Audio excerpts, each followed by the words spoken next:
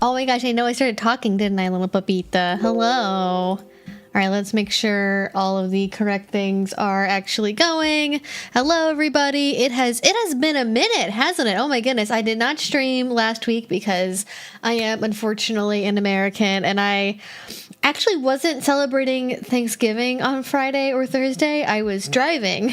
But I went to go see some elderly family members who live far away, and that's what I spent my weekend doing. I was away from the internet, which I think was like, you know, being away from the internet when that's your job, I think at least a little bit occasionally is a good thing. It restores some sanity. I saw a Christmas tree lighting, and that was the highlight. The highlight was seeing a Christmas tree lighting.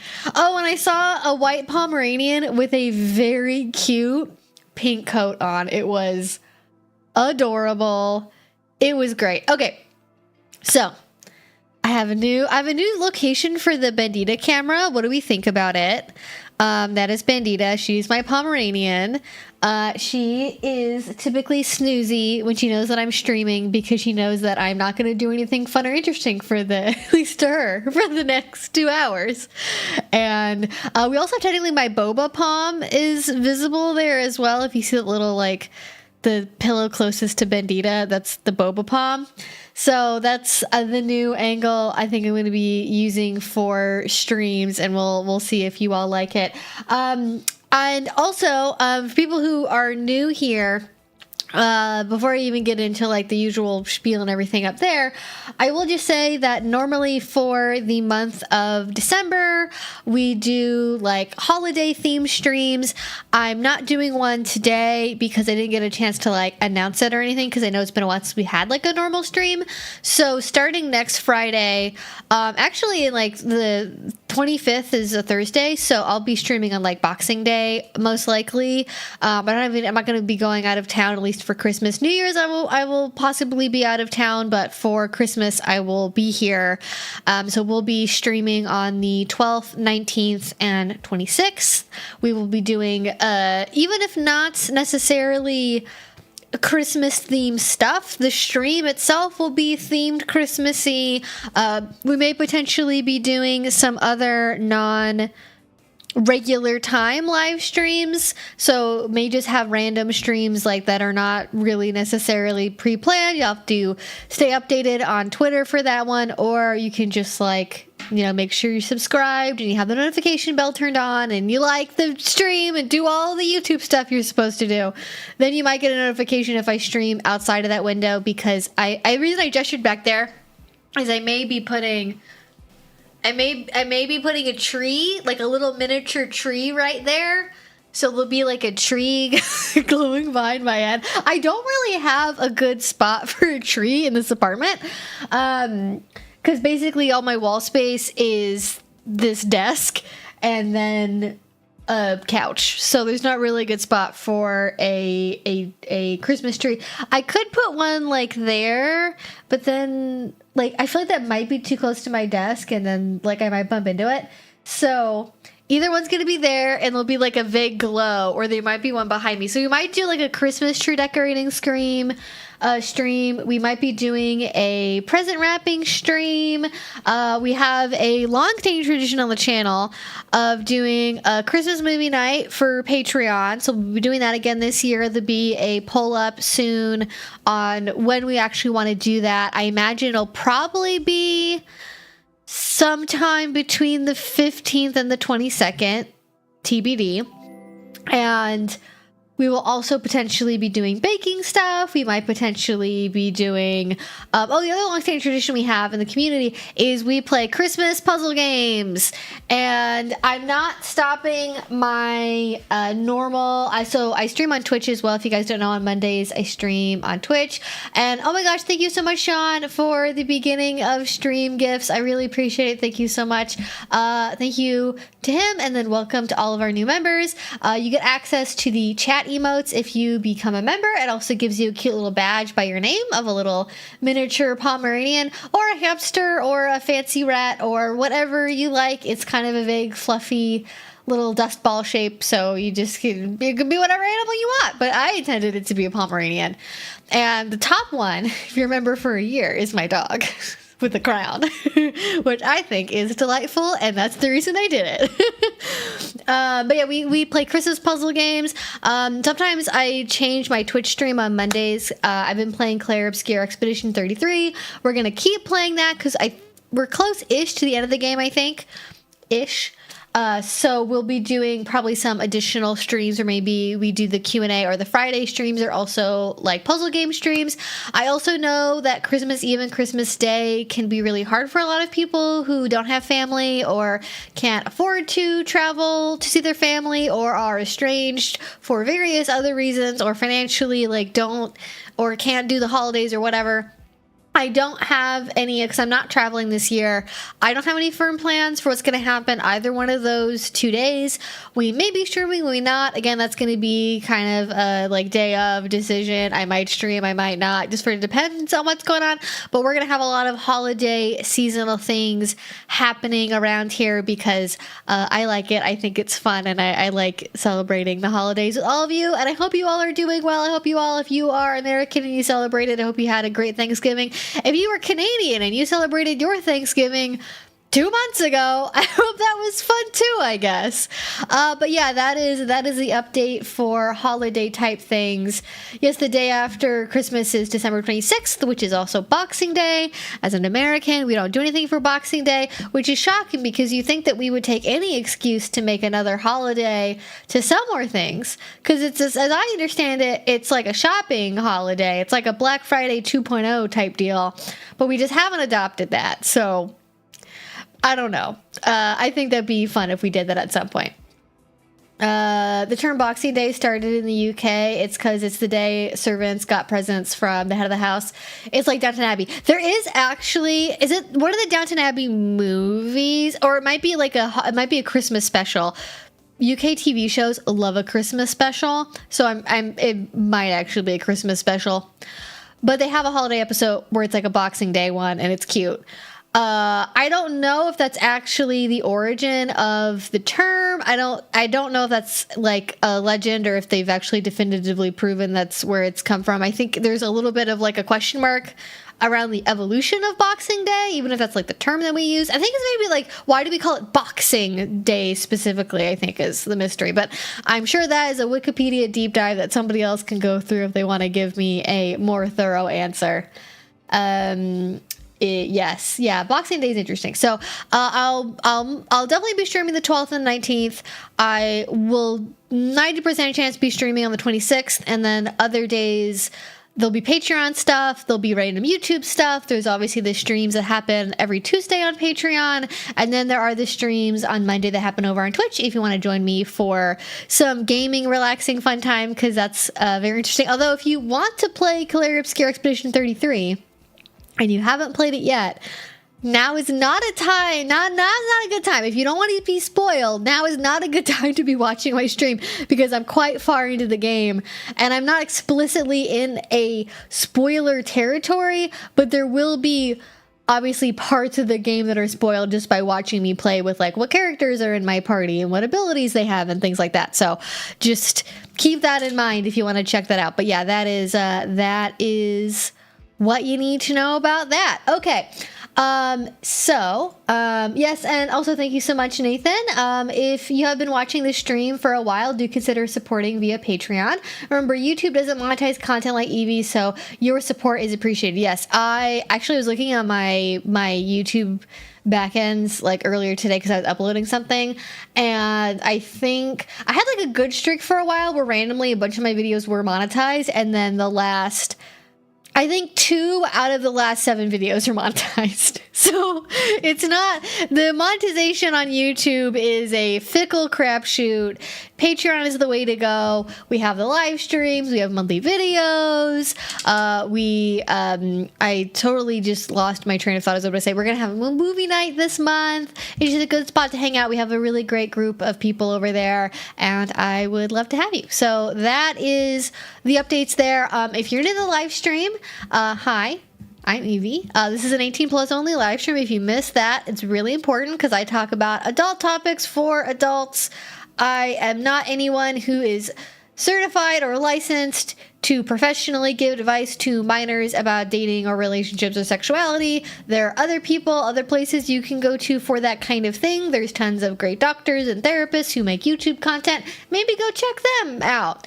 Learn some of the foundational basics about dating and stuff like that before, you get to be an adult and then you watch my content.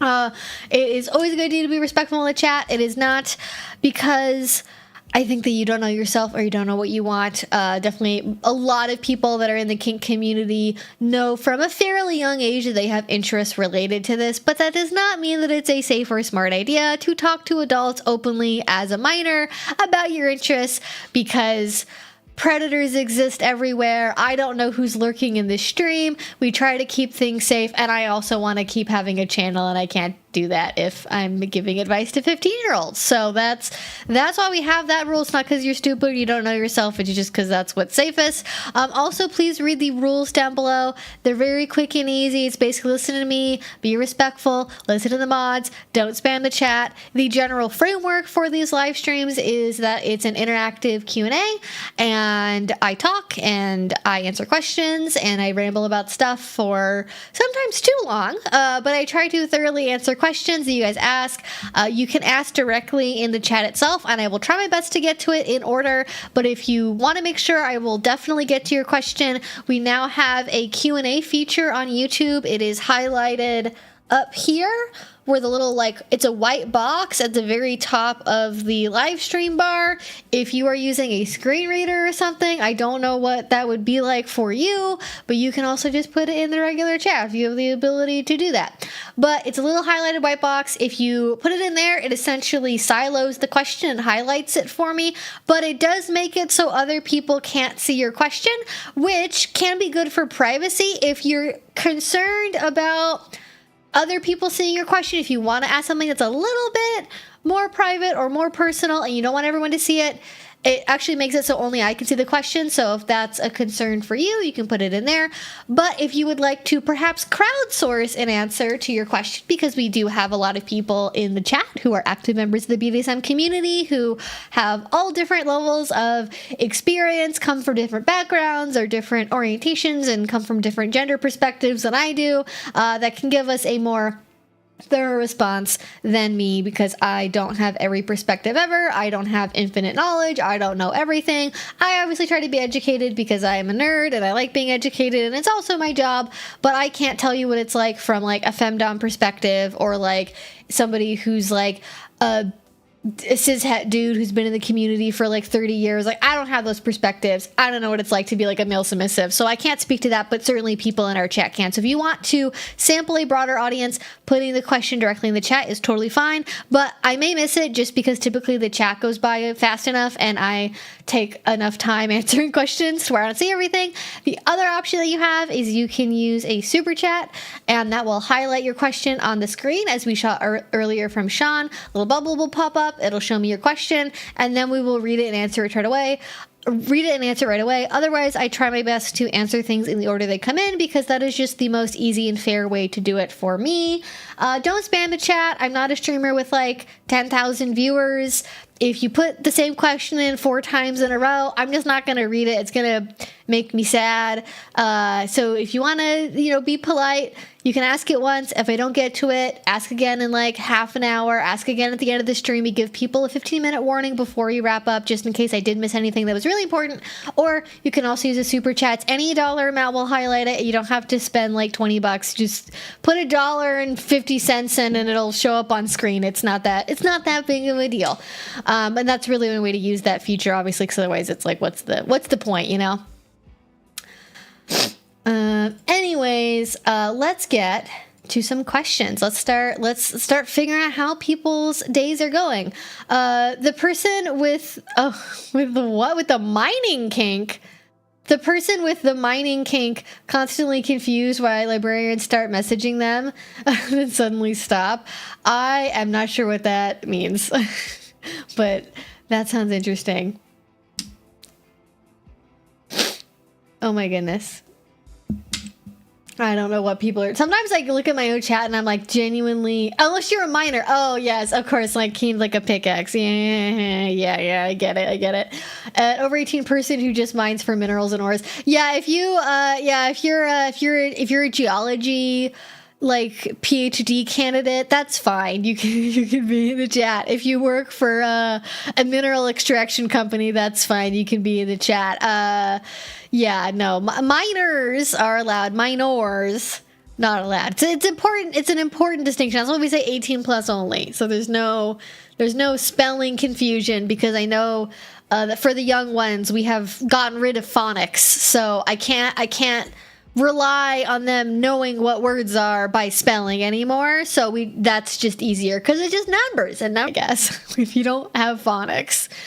Try not to be completely distraught at the state of everything. What are we doing, honestly? We truly are in a society. We are well and truly in a society.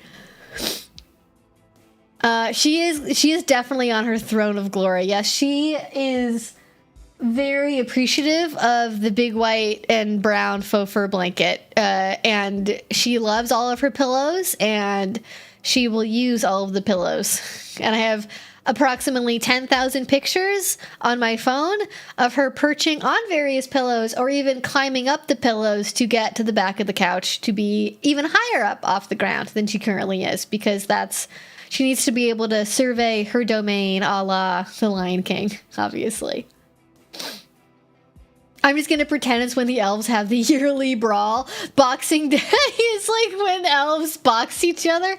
That would be really fun. That would be like a funny way to end, if you have like Elf on the Shelf, like have the last, like the day after Christmas be like, they have like a battle royale boxing situation. Obviously not anything deadly or dangerous, because it's Elf on the Shelf, which I never did growing up. I don't know how common those were. I feel like I see them everywhere now. Like I know people that have an Elf on the Shelf in the office, and they do Elf on the Shelf at work for like other adults, which I think is cute and fun. But I'm like, I don't remember my first conscious awareness of Elf on the Shelf.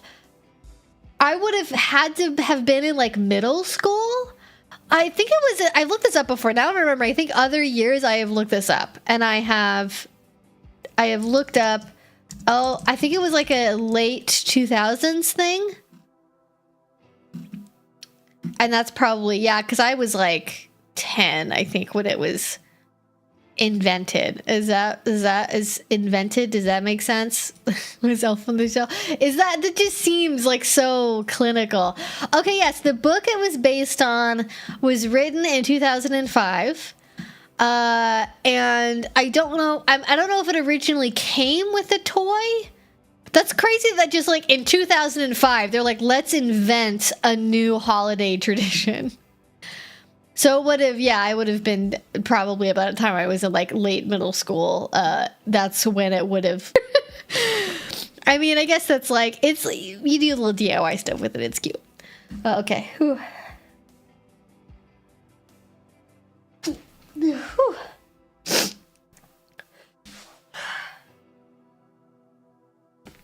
Am I gonna sneeze? Sneezing's for quitters.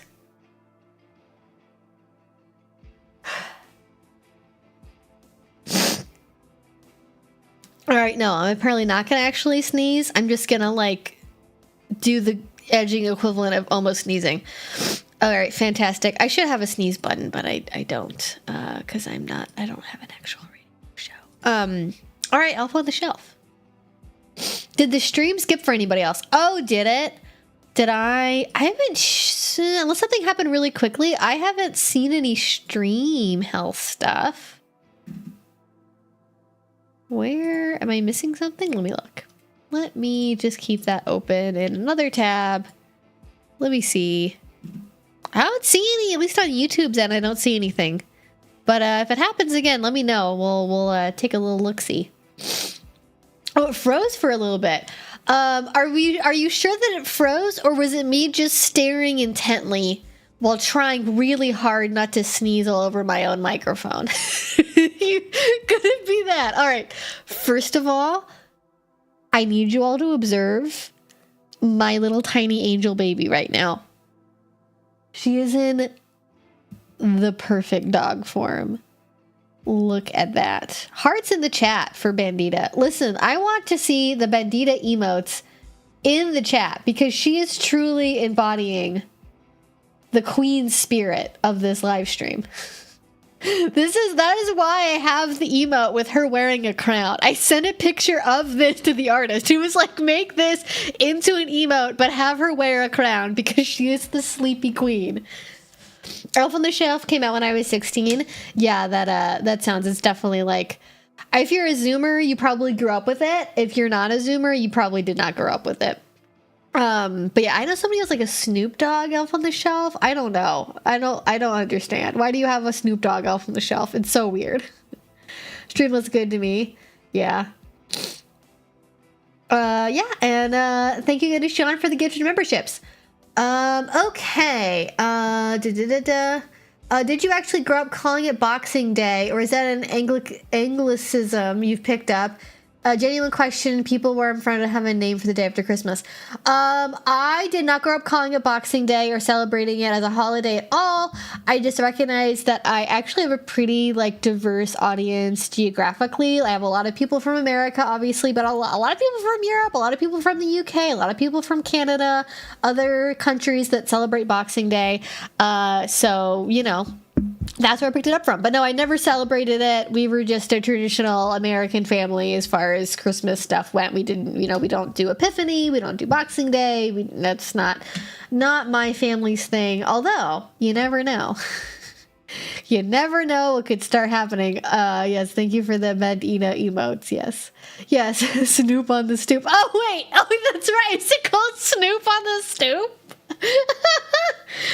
That is so funny. Is there like a separate thing where it's literally called Snoop on the Stoop? That is so funny.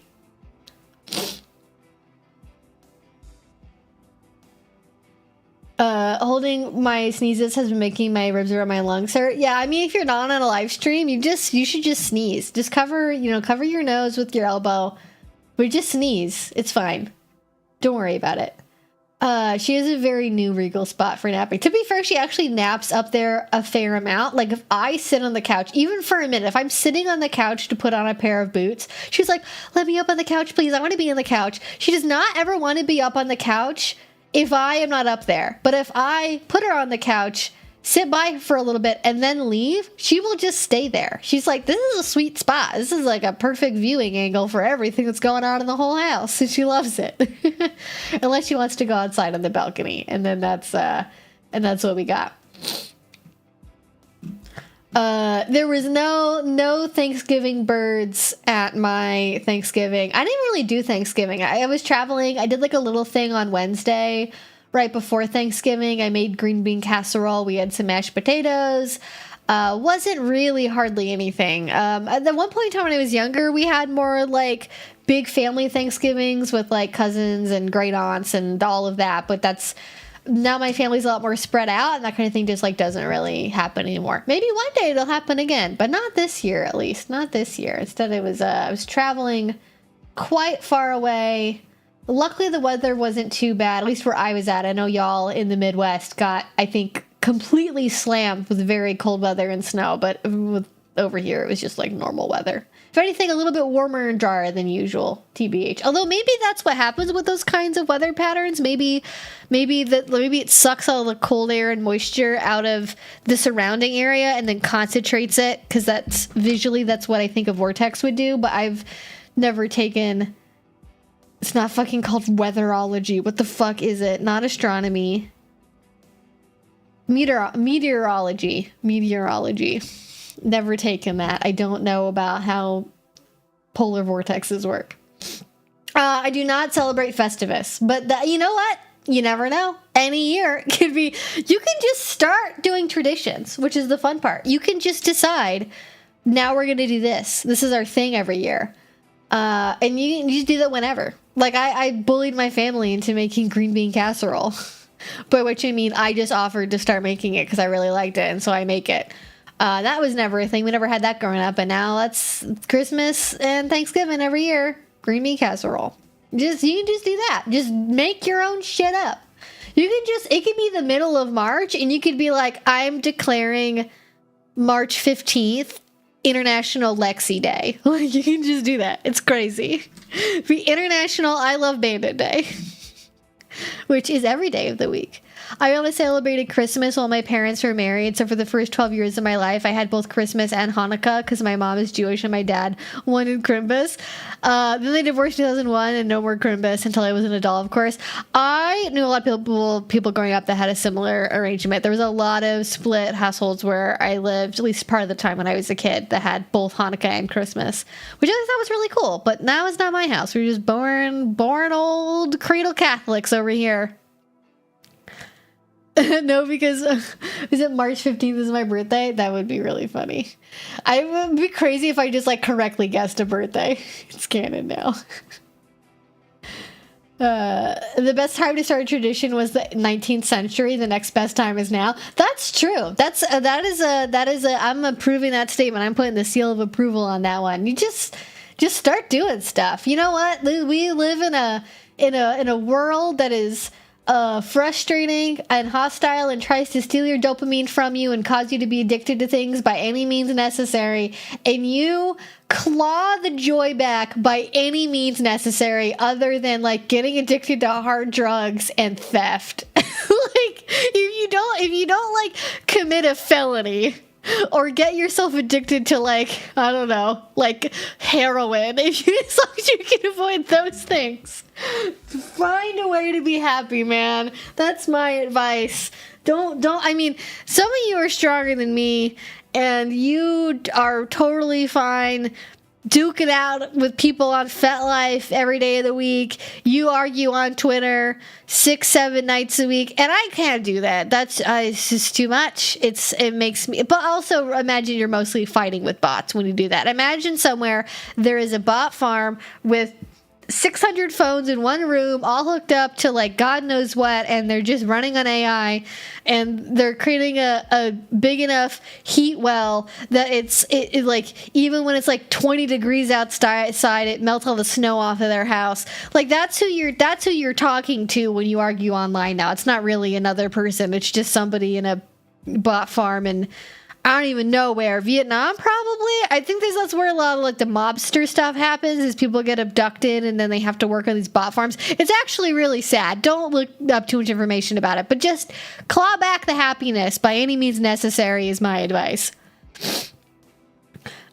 That's my secret. Arguing with people online is my kink. I mean, I've been there.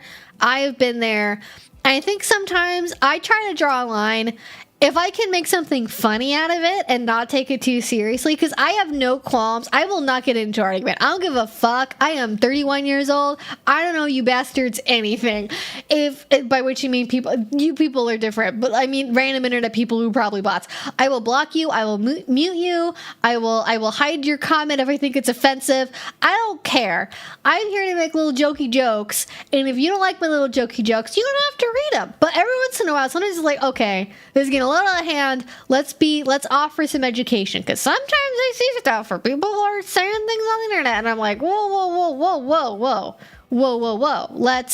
I have a perspective. I'm going to share it and hopefully it'll be edifying for people. But that's, I don't get like 20 comments deep in a reply cycle. It's 2 at most.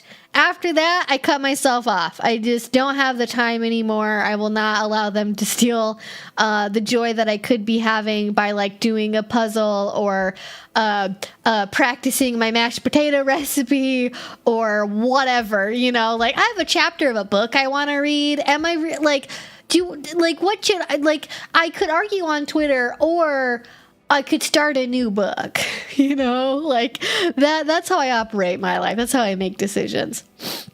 I block people if I think their vibe is off. The block button is there to be used for peace and joy. Yeah, I think I say that a lot because when I don't know if this is like something that other people understood and that I just didn't because I was weird, or maybe other people were the same way.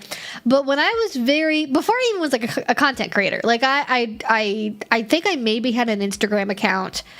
I didn't have a YouTube channel. If I was posting anything, it was just for like 5 people. And I was on FetLife, and I would post photos and sometimes status updates, or sometimes I would participate in groups very occasionally. And even just from that, I would get, especially because at the time would have been like 22 years old,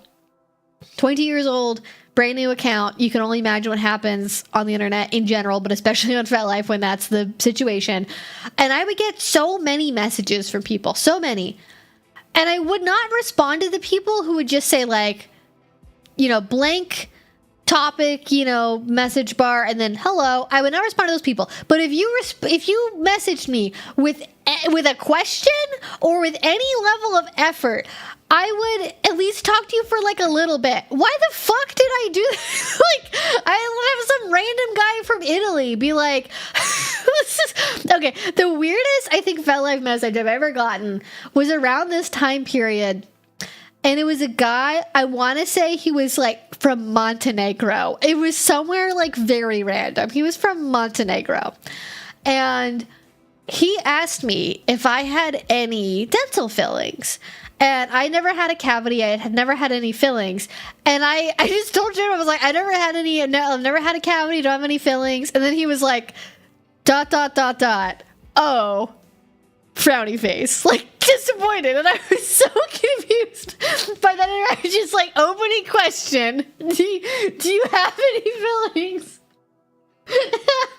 Kink is truly a wide, wonderful, infinite place. But that was the sort of thing I used to do when I was 22 years old. I didn't know how to say no to people, and I didn't realize that these conversations were genuine.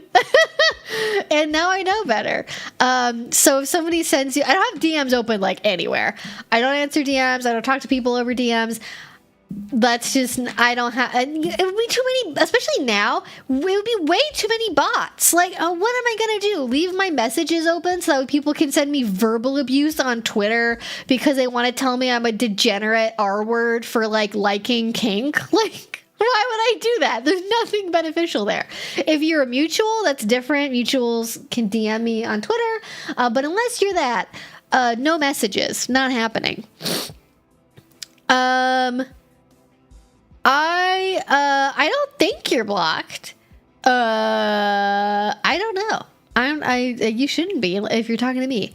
I remember when people would hook up via Craigslist because it was still underground and it wasn't just random people. Oh yeah, I mean I think people were still doing that, like right up until they got rid of like Fosta Sesta. They got rid of it because of that, right? Because it was like, what was it, like the adult personal section? Which, like, imagine if Craigslist had spun off into like a mainstream dating app. Imagine there's a Craigslist app, and then there's Craigslist dating, and it's like Tinder, but then you can also ask the person if they have any like used furniture they're thinking of getting rid of. That would actually be kind of funny. But there was a moment in Craigslist history where, with a different person at the helm, a different management chain, they could have decided to pivot and spin off into a dating app. And they were like, we haven't updated the UI in this website in 15 years. We are not making a fucking dating app. But this is the thing.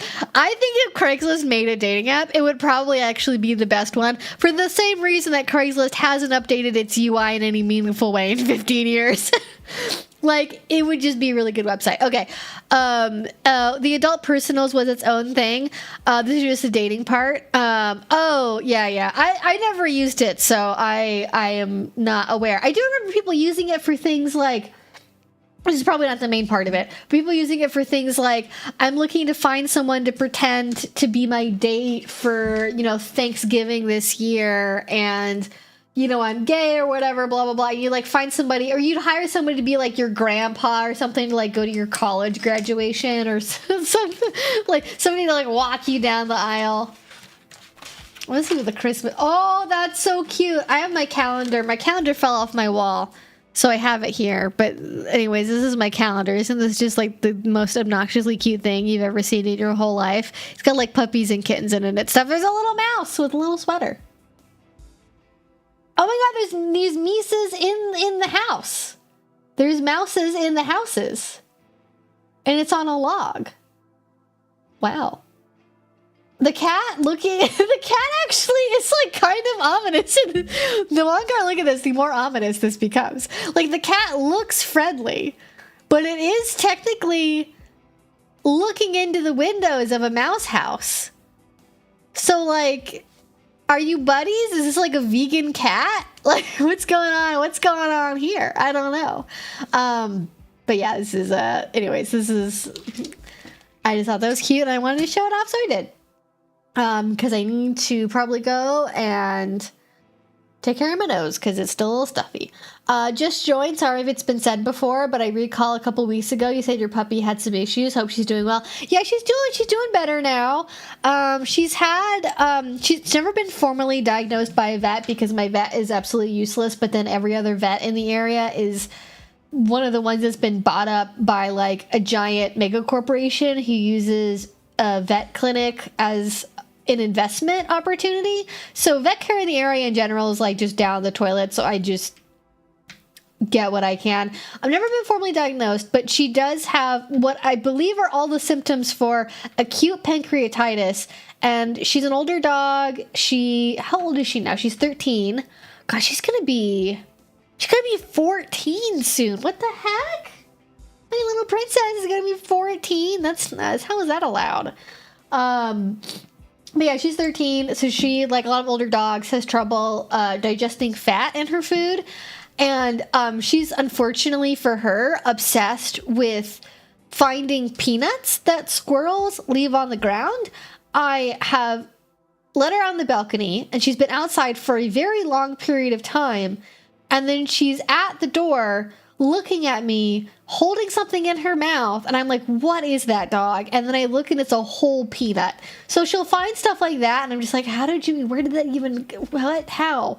And then she'll eat like one peanut, and then just her whole body will be in disarray for like 2 or 3 days, and it's unfortunate. So I have to be very strict when I take her to people's houses, because they don't understand. She cannot have any people food, and she can't even have your dog's food or your dog's treats. Nothing that is not her special diet stuff that I got for her, that I've trial and error figured out is safe for her to eat. And people they don't get it. They just don't get it. And then she'll find stuff that's like a crumb because they didn't like vacuum the carpet or something. And then it's just a nightmare. But yeah, she's overall doing a lot better. She, as you can see, very content, very relaxed. She loves the cold weather. She's a cold weather girly, so this time of year is definitely her season for sure. She's gonna go to dog high school. Heck yeah, heck yeah.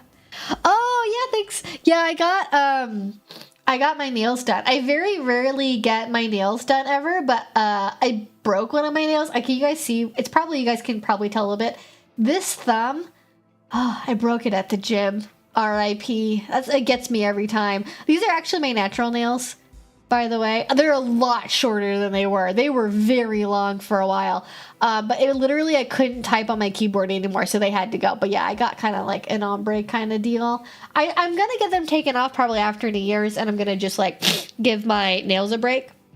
But yeah, this is probably like my favorite nail look I've ever had done. If I ever get my nails done again, it will definitely be this, because I don't know how I saw how she did it, and it was like she was stippling it on with like a little, almost what looked like, you know, those like triangle makeup sponges, you know, the makeup artists use. She was like using one of those to like stipple on black polish. So I think I might actually be able to do something like this on my own natural nails. It probably won't look as good, but like I have black nail polish. I'm gonna give it a little try. I don't know, but I find I have a lot of difficulty. This is builder gel. I have a lot of difficulty finding, and even this is not. She put like a really pale layer of pink over this. There was another like semi-transparent builder gel that I think matched my nails better. She used last time. But like just like store polish, I have a really, really hard time finding something that matches my actual color appropriately, because as you can see, I am ghost colored, so makes it difficult. But yeah, I love these nails. These are like my favorite nail design I've ever had done. All right, really quickly, I'm gonna go grab a little tissue, and we'll be right back. I'll just leave it on this so you guys can see the dog camera. BRB. Can I sneak away without waking her up?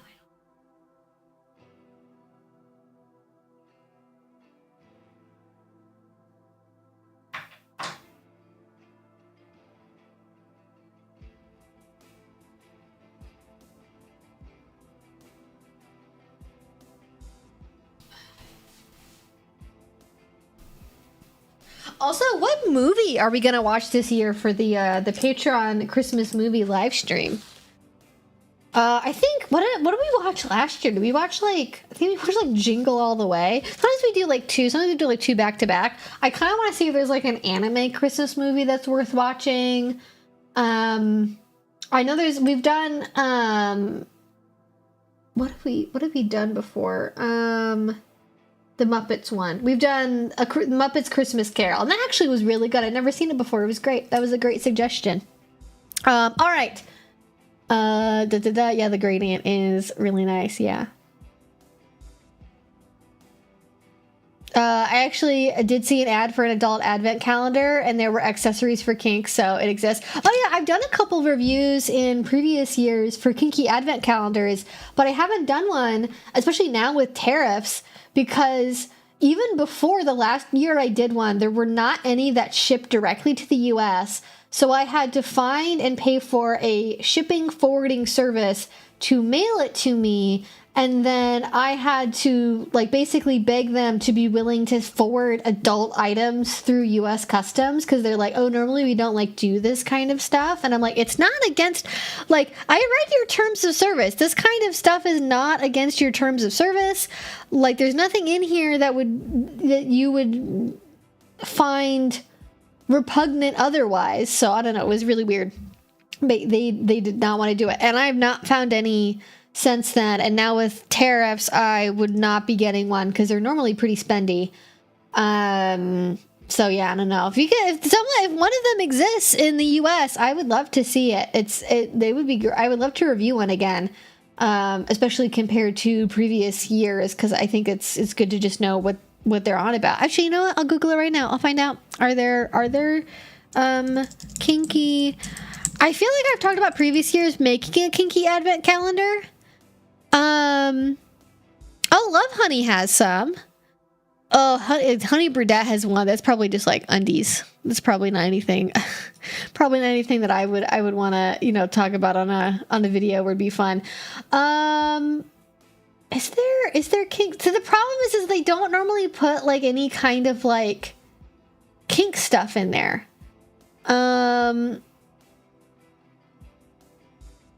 I guess the couples advent calendar has stuff in it that would be kink related. I guess how if I was gonna do one, what would the interest be in me reviewing one after this point? Because yeah, it's been, I think the last one I did was 2 or 3 years ago. So I guess I could get one from Love Honey. Are there any other ones that are out there? Let's find out. Oh, whoa.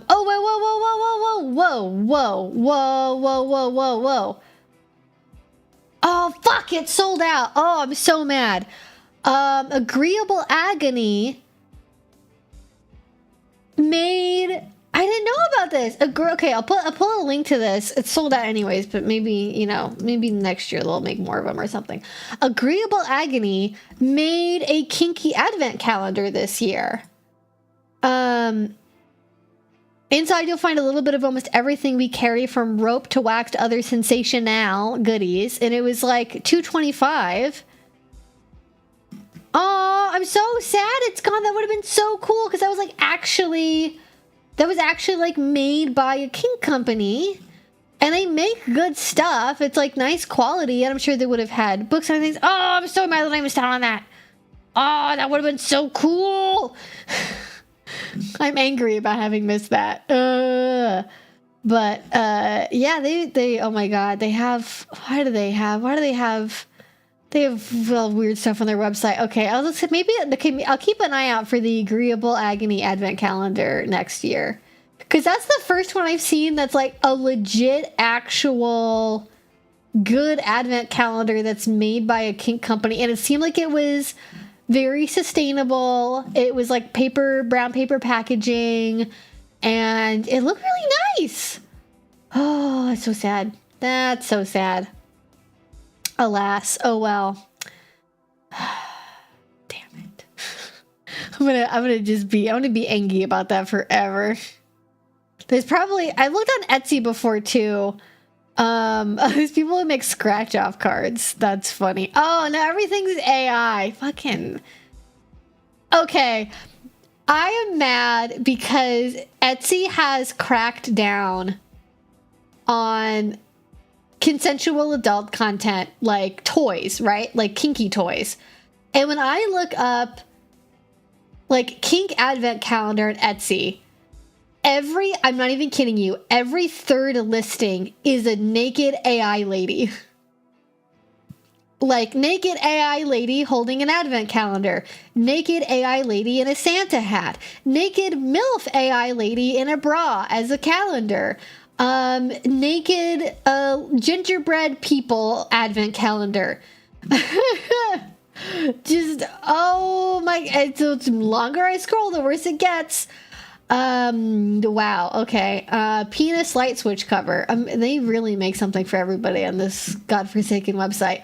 But yeah, heaven forbid you like sell a crop with like zero adult imagery associated with the product visual. You can sell a calendar of a bunch of naked clay people, but you can't. It's just ridiculous. Anyways, but I think it'd be fun to make your own advent calendar, but that requires more planning that I would actually like to do. I am angry, but I'll get over it. Just have to do it next year. It'll be fine. Truly a scourge of AI images everywhere at this point. Yeah, they are really everywhere. They are truly everywhere. Oh, the puppy moved. I didn't notice. Ooh. New doggo location. She's now relocated, probably because I was angry. She got closer to one of the pillows. All right, questions. Home Alone would make a good movie for a Patreon event. I agree. Home Alone would be great. I nominate Emmett Otter's Jug Band Christmas. I have no idea what that is. I'm a little bit terrified. As a non-movie option, some other Christmas things that I enjoy listening to / watching. Tasting History now has a all Christmas episode playlist that's great for background noise that after the stream, while I am folding laundry, I will be listening to it. That is what's going on my TV while I eat dinner and I fold laundry today. I also really like, what's the other thing? I love, and maybe we'll do this for a Patreon stream. Like maybe next week we'll do this. We'll take a break from like kink stuff and we'll watch this. I love the Red Letter Media Christmas episodes. I love the Red Letter Media best of the worst, like B movie Christmas stuff. And last year, or maybe it was either 24 or 23. It was one of those 2 years. Maybe I'll put that one on first. I don't know. It was too much good content on the internet. Maybe I'll put that one on. It was one of those 2 years, and I'll figure out which one, and then we'll watch together for a Patreon stream. What's the fucking funniest thing I have seen in a really long time? They tried to do like a whole bit for it, and it didn't work out at all. It was so funny. Oh, it was so funny. So if you like B movies and horror movies and old men yelling at clouds, it's a pretty good one for that. Yeah. So that's what I'd recommend. There needs to be a kinky Christmas movie. There really does. Hallmark's done everything already. How have they not done, think about it. Dominatrix goes back to her where's she from? Arkansas. She goes back to her tiny town in Arkansas after she moved to Las Vegas, and she's like a big time dominatrix. Maybe she's in New York, somewhere like that. She goes back home and, I don't know how the movie, if the parents are really together or not, but let's say, maybe dad passed away recently, mom's still alive, she's just been so career focused, she hasn't found like a husband or anything. And then while she's browsing a bookstore, she meets this blue collar guy who's really submissive and is never been able to express it because that's not the done thing in their tiny town. That's also why he's single, is because this would actually be a good movie. movie. This would be a good movie, okay? Like, because it's about acceptance, it's about love can look any way that you want, and it's like, it's tropey, so people would like that. Like, if I was a novelist and not somebody who made fucking YouTube content, I would write this book, and it would be great. Like, dominatrix, meet cute, at a library, she's browsing, like, I don't know, like the adult psychology section or something, because she's, in addition to being a dominatrix, she's like trying to get her like PhD in psychology or something. I don't fucking know. And then she meets this like cute like blue collar boy who I mean is not like not a minor, like an adult, but he's like boyish. He works for his dad's a contractor, and he's like a carpenter. I think they'd be a good team, carpenter and a dominatrix, I think. And slowly throughout their meeting, because she's a very type A personality, she slowly susses out, not even slowly, he slowly figures out that she's a dominatrix. She knows instantly that he's a sub, and she's like, oh. And she's like, I've sworn off dating submissive men. I only keep them as my clients. And then he's like, she learns that he's like genuinely really nice guy, because like she keeps running into him around town, and like she blows him off because she's like so used to like submissive men who are like submissive in name only and don't really want to serve her, and so she's kind of cold to him, but like he likes that. So like she's like ordering a latte from the local coffee shop that like her ex best friend from high school works at or owns or something, and then like she goes to the counter, and then she figures out that like he's already paid for her drink, and then she's like, I can pay for myself, and she gets like angry about it. Like, this would be such a good movie. And then it somehow through like some series of events, maybe her car, that would be classic, car breaks down on the side of the road, right? She's like rejected him at every turn. He tries to hold the door open, and then she like refuses to go through it, right? She like gets upset that he like has paid for her coffee. She does all this stuff, and then like her car breaks down, and she's stressed out because she's like, I'm gonna be late for like my family dinner, like it's so important that their mom, blah blah blah. And then he's just bopping along because it's a small town, and then he sees her and he helps out, and then she's actually like grateful for his help because she actually needed it. And then that's like the moment. That's like the moment that they actually have the real connection. And then he's like, well, it's a little late, it's cold outside, here's my jacket. And then that's the movie. It's the movie. I have a different energy today. I don't know why. Maybe I'm well rested. I don't know. I've been taking vitamin D lately, and I think I had extreme vitamin D deprivation for a long time, so that could be part of it. I think I was very vitamin D depleted for like the last 2 years. You made me say I just cross you shouldn't have. Yeah, exactly. Like somehow like through some convoluted sort of thing. I think that would be like sort of in the, not quite the post credits, but in like the happily ever after, like the next Christmas, right? Like he's wrapped something up for her, and he like made her a custom spanking bench or something, and then like he like got like a frilly little like pink maid outfit or something that she like sewed for him or whatever. It's like so many possibilities with that. I think it could be really cute, it could be really wholesome. Yeah, Christmas in leather. Yeah, Christmas in leather. Like a very dominatrix Christmas. Like I don't even, how are Hallmark movies named? What do they do? The cover has to be like, okay, the cover art for this film. It's snowy, there's a road, it's kind of like, it's not really plowed, but there you can see like there's like one set of tire marks going down. It's like winding in the background, all right, kind of like the right hand side, and it swerves around. Left hand side, you just see like stiletto leather boots, like thigh-high leather stiletto boots. They cut off like tastefully at like mid-thigh, like you don't get any hint of a butt, it's not that adult.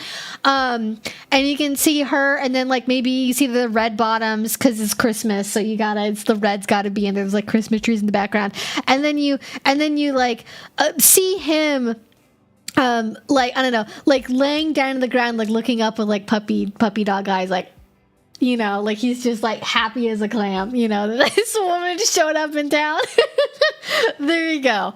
Yeah, I'm loving the movie ideas. We just need Hallmark to sign off on them. You know what? I think is all those companies, Hallmark, out of every company on earth, I am the most confident that Hallmark is 95% AI by now. I don't think there's any real humans writing those scripts anymore. That Hallmark has put in every script they've already written into a custom-built AI, and now they generate topics based on that AI that's built on their own movies. So think if I just snuck it into there, I think it would be fine. Just a very leather Christmas, red bottoms for Christmas. I don't know. I don't know if any of those are good. Naughty and Nice. Oh my god, obviously Naughty and Nice. Yeah, that's a great title. It's a great I saw Mommy flogging Santa Claus. Well, she's not a mommy. She's not a single mother, so I don't know if that works. I mean, she could be mommy. The dominatrix I'm picturing in my head does not do mommy role play. But you know what? Maybe she might do a little like light mommy role play. Like not quite like she's like mother. You know, she's not like in like what would it be? MDLB. Not that. She she's very like mother superior kind of mama, you know, like that energy. Ah, the classic headless woman movie poster. That was exactly what I was designing. I was designing in my head the 90s sex movie poster, but for Christmas, Hallmark, and BDSM. Yes, you are right. I can't think of any particular movie I'm ripping that off from, but that is, I just have that burn into my head from being inside of a Blockbuster video like 100 times. And being fascinated by the fact that so many adults seem to be in their beds a lot. Like, man, adults really like sleeping. Everyone just takes naps all the time. Like, everyone's got their, why do they always show their little feet poking out underneath the bed? Like, what does that mean? Like, my young 6-year-old brain could not comprehend why adults, sometimes multiple, sometimes 2, sometimes 3 or 4, are all sharing a bed together all the time. That genuinely doesn't make any sense. Yeah. Naughty and Nice, I think, is the clearest winner there. A Black and Red Christmas, also that's a good runner-up. Santa's rosy red cheeks. Oh yeah, maybe there's something where like he has to like build the Santa sleigh for the town like Christmas parade. Like, what's the central conflict of this movie? We haven't actually come up with a conflict. And like. Maybe she's like jaded about Christmas. That's always like a good one. She's jaded about Christmas, and she's like bitter because like her dad died, and so she's like, well, my dad's favorite holiday was Christmas, and it doesn't feel right to celebrate it without him, and you know, blah blah blah. And he's got to like build the nativity scene and the sleigh for the Santa thing, and like takes her along, and then shows her a magical adventure that, you know, the magic of the season is whatever you make of it, or whatever the fuck, I don't know. And then the movie ends. The movie ends with him. This is the end. This is the fade to black. The movie ends with him pulling the sled like a human pony. Like he's dressed up in like a human reindeer outfit. He's got like the jingle bells on a harness. He's got like the pony. He's got like a pony harness. He's got little pony hooves. He's wearing reindeer antlers. All right, but it's tasteful. It's not sexy. It's like dressed up in a reindeer costume, you know, to not freak out the townsfolk. And it ends with him pulling her in a smaller like sleigh, like down the street to like go home for Christmas. That's the fade to black moment. Tagline: they're both on the naughty list. That would be so good. That would be such a good movie. Yeah, the wish list, the Christmas switch. That would be great if it was about 2 switches. Keep that one on the list for like a cinematic universe sequel. Like, you know, go back to the best friend that owns the coffee shop, because they always own a coffee shop. Go back to the best friend from high school that owns the coffee shop. She's a switch, and she's just started dating her new girlfriend, but like she doesn't want to come out to her parents. Like, it's like a lesbian romance movie where wasn't like Lindsay Lohan and like there was somebody who was in a movie like that. in the last couple years was on Netflix that was about like the coming out to your parents for Christmas. Like it's like a lesbian romance movie, and it's about coming out for Christmas, but they're also verse and switches, and it's also like navigating that at the same time. Don't tell me it didn't ever do nothing for the LGBTQ community, you know? Is this leaving anyone else thinking of preaching to the perverted?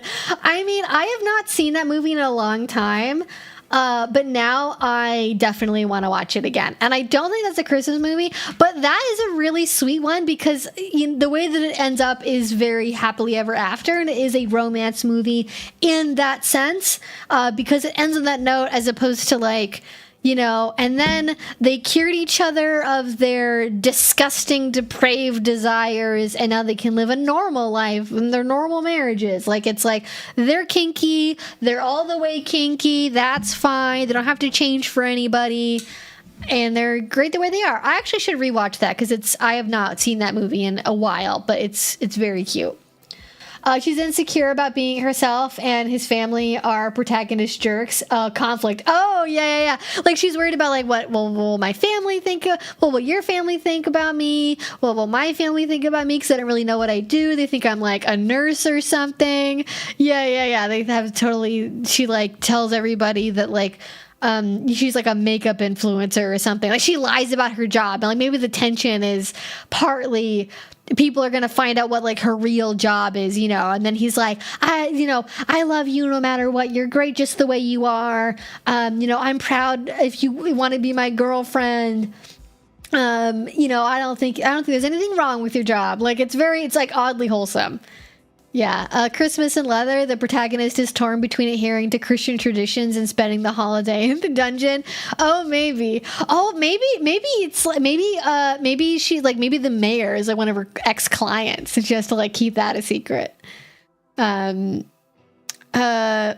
actually has 2 LGBTQIA rom-coms. Oh, they do? Oh, that's nice. I don't own a cable television service provider, so I do not have access to Hallmark, except for occasionally if I visit relatives, and I don't even know if they have it then, to be honest with you. It's never been a channel that's been on around me unless I'm visiting like my great aunt, and that's about it. But I'm glad to hear that, because I was thinking in my head, like, I've definitely seen they have a diversity somewhat in terms of the races of the people who are the lead actors. I think they've almost certainly done like mixed race couplings before, which I think is a good idea. I have not seen any of the LGBTQIA ones before. An asexual Christmas romance movie would also be very cute. I'm not going to spend the next 15 minutes pontificating about how to make an asexual Christmas romance movie, but I mean, it would just be the most wholesome all dang thing.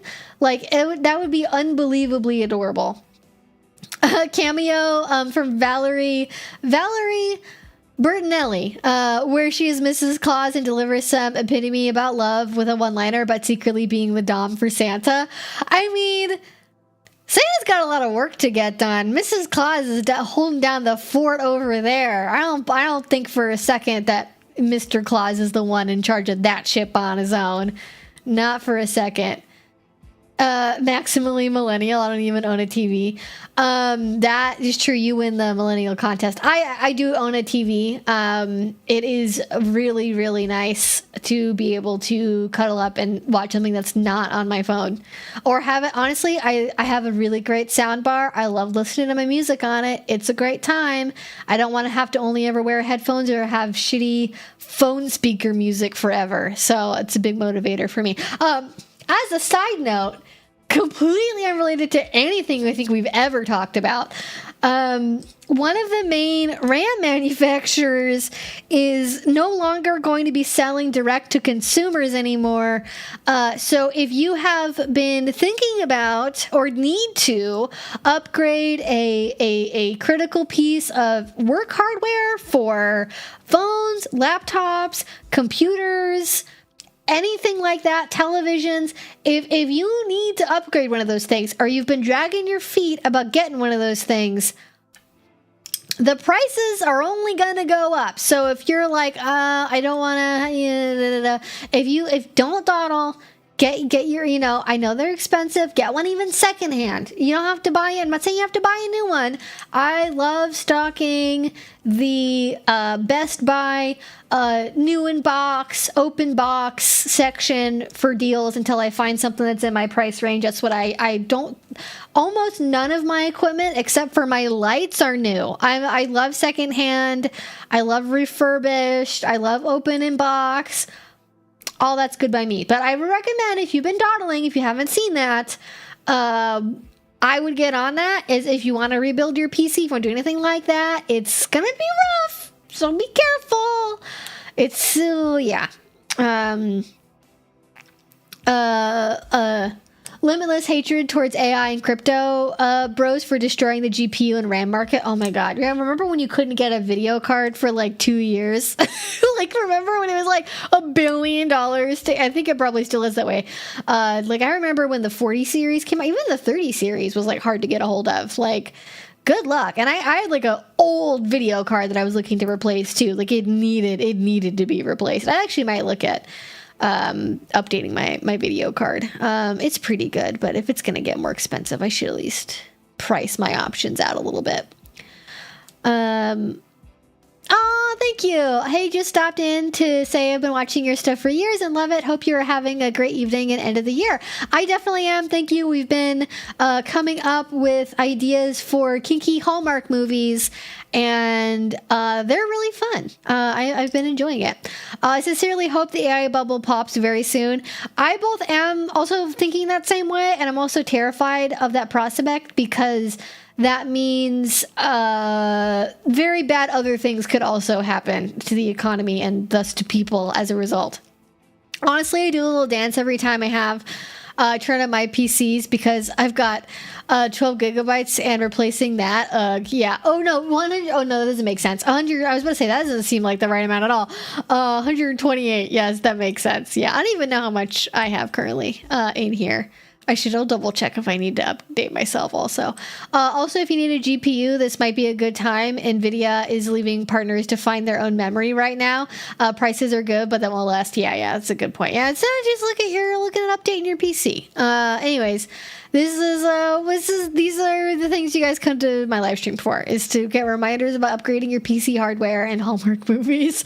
Just remember to never buy Crucial again once the bubble pops and they decide to come back to their senses. Oh yeah, no. Like, we should shame them in the town square, ideally. I think Sam Altman should be stripped naked in the town square, and people should chant at him and throw tomatoes at him.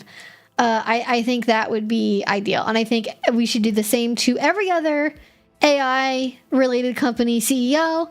And all of their major donors or VCs or whoever should all get the same treatment. I'm not saying physical bodily harm, only light embarrassment and tomatoes. Unless one of them is deathly allergic to tomatoes, in which case we can use pudding or eggs or something. But nothing, we're not stoning. We're not, no guillotines, no stoning, just tomatoes. Tomatoes only. Yeah.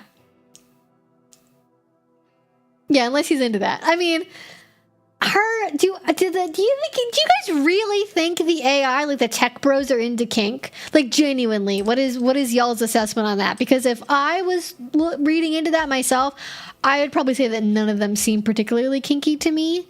But I could be wrong. I could be wrong about that. Can we swap the tomatoes for eggs? I have 48 dozen. I need to get rid of pronto. That, you know what? For you, gentlemen, Eggy, I authorize eggs for you. You are the certified egg thrower. I just recreate that scene from Game of Thrones. Yeah. Well, they might like that one, so I don't want to make it too nerdy. Sam Altman might get off on that. I know Elon sure would. I feel like my theory for Elon Musk is I think he does have a kink, but I think his kink is specifically and only for impregnating women using machines. I think he has a very specific breeding fetish, and it is only for IVF. I don't think he would actually get off on being humiliated. I think he is desperate for people's approval, and I don't think that he enjoys it when he doesn't feel popular. I don't think that he has the mental fortitude to be a humiliation bottom, in my personal assessment. My impression is that a lot of them aren't really into sex or kink outside of that weird lens of anime, and like that is also true. But then like there's the ones that are like the techno optimists, techno futurists, the ones that are like, we need to breed smart babies to save the universe, and we can actually ignore helping people who are suffering right now, because if we instead focus on building a ship to the Mars or Venus or whatever, if we focus on that, there will just be trickle down. Notice that. There will just be trickle-down effects that will benefit all of society and future people in far greater numbers than simply, I don't know, making sure homeless people in America don't freeze to death. That's how they think about it. That's their decision matrix. So I think they're relatively heartless, and I do actually think, well, I don't know where they fall on the semen retention spectrum, if that's a thing that they're into. I would imagine if one of them came out and said that, like, here's the optimal, this is what I think happens. I think that the ones that are really into like longevity, I think that they have optimized scientifically what is the exact right amount of sex to be having for example, preventing cancer. I think they've decided that, like, if you're between 42 and 47, the ideal number of times to have sex for maximum semen health and testosterone production is like twice a week. And I don't think it's like a joyful, fun experience. I think it is the most perfunctory, weird experience, and they definitely don't jerk off. They definitely cannot be jerking off. Or maybe they do, and it's really weird, but I don't think that they're jerking it. I tended to overthink the tech bro billionaire, but in the end, they really just read way too much science fiction and miss the point. That's true. Like, yeah, they read a lot of science fiction, but they hated English class. They never learned how to, they learned how to read a book. They didn't learn how to critically examine a text. And because they did computer science and not like actual, well, they tell LARP like they know physics, but they don't know physics. They read like a pop science book about physics. But they like to LARP that they actually have a hard science degree, and so they pretend they understand how like physics work, and so they talk about like the singularity and shit that would piss off any actual physicist. And there you go. Not all computer science bros, but I think if you're of a certain generation of computer science bro that thinks that all problems can be solved via tech without any actual backing in any other scientific field, or even just an actual scientific field, that's a rough one. But I also imagine it somewhat depends on what comp sci program you're coming from, because I imagine some of them probably at least make you take some classes related to like electromagnetism or something, right? Like you have to learn, maybe you don't, I don't know. Do you have to learn how like a physical terminal actually is built and why it works to do a computer science degree, or does that you just skip over that? I don't know. And when they got more money than any human can handle, they lost the plot. Even Gates was smart enough to make a huge foundation before he completely lost it. I mean, that's a big part of it too. Like they just, I mean, it's like imagine if you put a baby in front of a phone the whole day, 24 hours a day. You planted a baby in a seat and you put it in front of the most dopamine-laden, brain-rotted internet content loop that you could possibly generate for an infant. And you did that. And the same thing that would happen to that infant's brain is the same thing that is happening to tech billionaires when they look at their portfolio and their stock trading and see the 1.23 whatever trillion dollars roll over to have to the next 100th or the next 1,000th or whatever. You know, that's what they got off to. They just see number go up, right? Drew Gooden actually just made a really good video about this, which you guys, if you haven't seen it, I recommend it. It's a fantastic video. Drew Gooden is, I think, I think people don't take him as seriously as he deserves to be taken. He's a very sharp commentator. Like if he was not a YouTuber, he would be a great journalist. He would be a great think piece writer. I could definitely see him doing something like that. And I love the fact that he can both make videos about how like I bought every stupid thing on Instagram for 2 months, and then also immediately after that make a video analyzing why like Andor is the best television series ever made or something. It's genuinely a delight. But computer science, maybe physics for doctors, maybe. For computer engineering, you end up taking some core EE classes, which includes physics. Yeah, I guess if you're doing engineering, yes, but I guess it depends on, I don't know what subspecialties and stuff are like for that. I'm not sure how that works. Sam Altman dropped out. Elon Musk very scraped by with his degree. This is VC money propping up man boy puppets and nothing. And yeah, definitely not caring about how dangerous it is. Yeah, that's definitely a big part of it. Yeah, it's crazy how many of them are just like, anyway, so I quit doing college, and then like my parents were rich, so like it was fine, and then like I borrowed like a couple $1,000s from them, and then like I made this company, and then I bought this company from somebody else, and then now I have $1 bajillion. It was all because I'm smart. They're like, and it was because of I have a big super genius brain. It's me and my big super genius brain. Why won't women want to have sex with me? I'm so smart, can't they tell?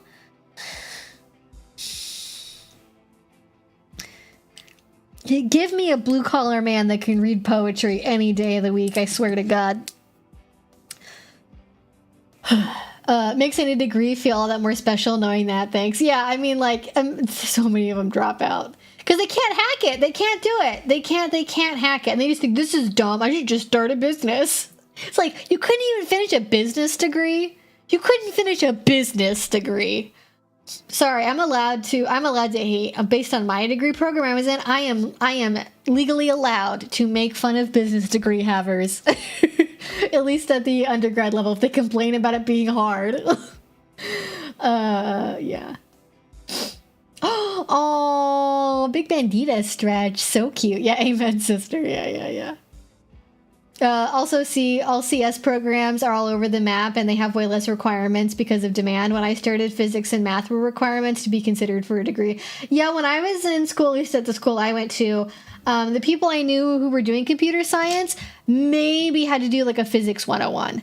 And that was probably an option amongst a couple of options for like a science credit for that side of the department. But it also probably depended on which version of it you were going for specifically. Because, you know, there's so many different kinds of computer science, but also it's an undergrad degree. Like, you're not getting that specific. Anyways, have I answered literally any questions yet today? Let's find out. Also, if you guys haven't yet, we have a Q&A up there. So if you would like to put your questions in the chat, that will highlight it for me and I will answer your question right away. Oh, Vlad's back. Hey, what up, Vlad? I've not seen Vlad for a minute. The clash and choreography of social strata constitutes the very engine of history's inexorable procession, furnishing the raw energy for every I don't know how to pronounce this word. Epical transformation. I have to look up how to pronounce that later. I've never seen that before. Thank you, Vlad. You are correct. It's not a question, but it's fine.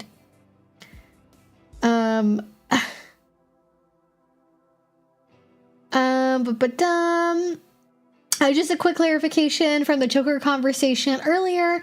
My chainmail choker has a closure called a slave circle that holds the two ends together. It is a small spring-loaded closure. Oh, I really like those. I've actually been looking into a design like that for play for me, like getting a chain, not chainmail, but probably like actual chain, and having one of those like spring-loaded loop closures. Because I didn't want to lock, and I didn't want to deal with a buckle or a strap. I wanted something that I could wear in the shower, and then by process of elimination, the best choice ended up being something that was like with a spring-loaded clasp. So there you go. But thank you for clarifying. I appreciate it. Do you have any thoughts on houses in the kink community? Do you think they are a good idea or a risk of being toxic? Do you think they could be a good thing or potentially have negative consequences? So so just because something can be toxic doesn't mean that they're generally a bad idea. It totally depends. I think there's a long history of houses within the BDSM community. A lot of people have houses. I know people who are members in them, and they can be very beneficial if they are ran in a more traditional fashion, which used to have an intentional structure for community service and teaching people values and being part of the community in a contained unit and giving people an alternative and a chosen family to be a part of if they are rejected by their birth families or their family that they were brought up by. And it gives people just a new way to find community and camaraderie in a really tight-knit way that is not reliant necessarily upon romantic connection, sexual connection, dating, or even play amongst all the members of a household. And I think there's like a house in which it's like a club almost kind of people that have a shared set of values who work together and maybe have some webs of relationships to each other, but it's not only a romantic dating thing. And that, I think, is probably the healthier way to do it, where it's like it's more of a found family sort of deal. And those can still be toxic, to be clear. You can definitely get people that use that as a way to promote maybe values that the rest of the kink community doesn't hold, or to pressure people through an implicit hierarchy. Those things can be used negatively. But if you're doing it in a more traditional way, if we're talking about like leather culture houses, because there's some degree of not necessarily oversight, but social awareness from other people that are part of different houses and are part of the community broadly, there's at least a level of social pressure to not behave like a douchebag to people. That does not always solve everything. That does not mean that people don't misuse them, but there's at least some barrier there and a higher standard of entry in order to be part of that. Like, generally, you don't just like say, I'm part of house blah, blah, blah, and then add to your fellow profile, and that's, you know, that's how it goes. Usually it's a bit more of an involved process. You have to be evaluated. It takes time to be, you know, brought up as a member. It's a whole thing. So there's more there, and I think because it's a slower, more intentional process, it's less prone to some types of misuse and abuse.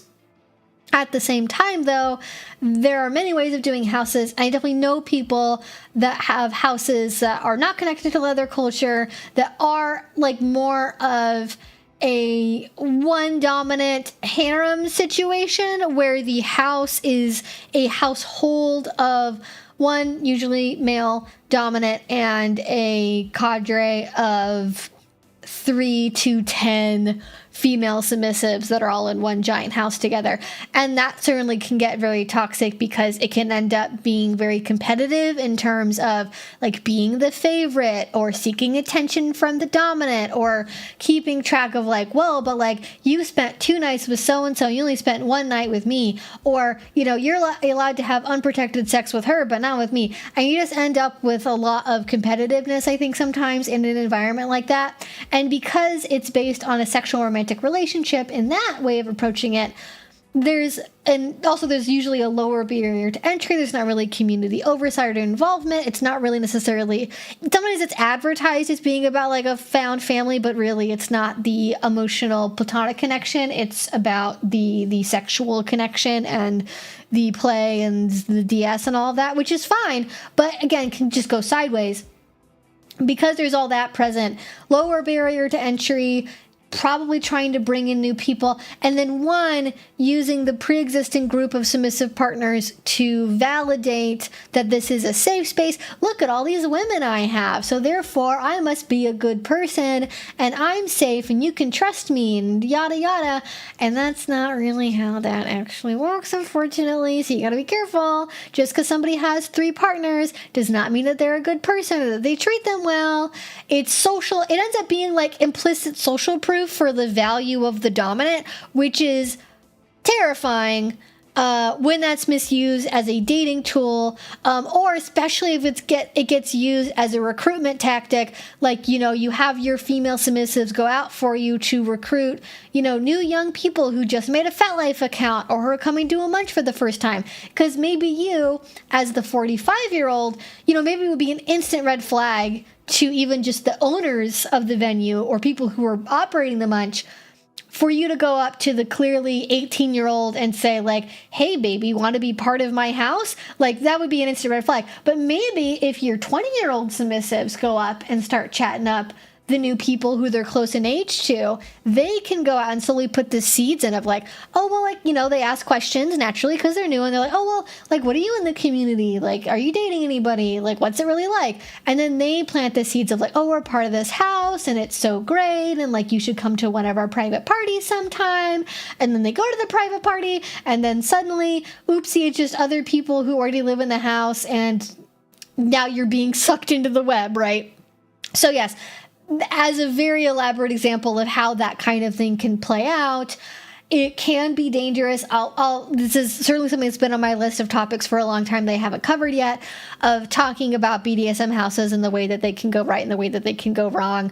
But certainly a risk of it being internally toxic in terms of competition, not meeting needs, valuing. I think maybe something that's worth pointing out too is there's a lot of, like, how we say that people like can value the relationship over the people in the relationship? Like, people can get so miserable just fighting each other and arguing, and they just don't see eye to eye on like important topics, but they will stay in a relationship that they should not be in for years because of just the inertia of being in the relationship. Like, oh, we have this holiday coming up, we're going to have our 5th year anniversary, we're so compatible on these things, all couples fight, but whatever excuse they come up with. And it's clear to anybody else, plain as day, that they should not be together. They are not compatible as long-term life partners, but they just dig their heels in and stay together because of the relationship, right? And the same thing can happen on a broader scale, I think, with houses, where it's about maintaining the house structure and the allure of the house structure and the social acumen that gives you for having participated in that on either side of the slash of like, oh, well, I'm part of a house and I do this, because it's like doing total power exchange. It gives you a little bit of just social credit for doing that, because it's a high level of BDSM that most people don't have access to.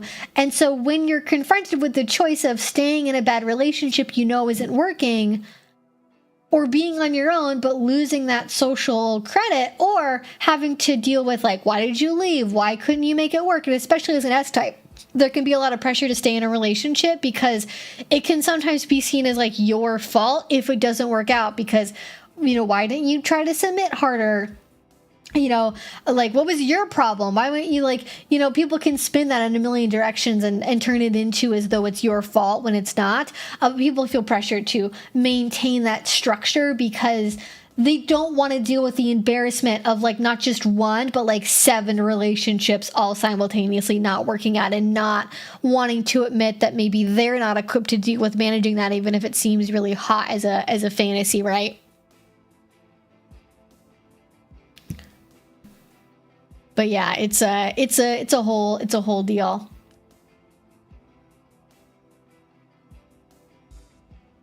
Oh, building a community. Yeah, totally different thing. Now I was like, what are you talking about building in Oregon? I was like, what do you mean?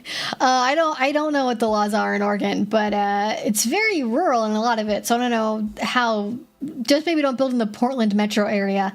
I went out to a switch munch recently as a support person and discovered that my new ADHD meds have hugely reduced my social anxiety and my sensory processing issues. That is great. That is a fantastic discovery. That is not shocking to me at all. I have a friend who recently started on a new medication and discovered something very similar to that as well, of like, my new medication's really working for me. For some reason, I feel like being more social now. And it's like, brains are weird like that. We don't always know how psychoactive medication's going to affect us. Sometimes it gives you brain zaps. Sometimes it makes your gut rumbly.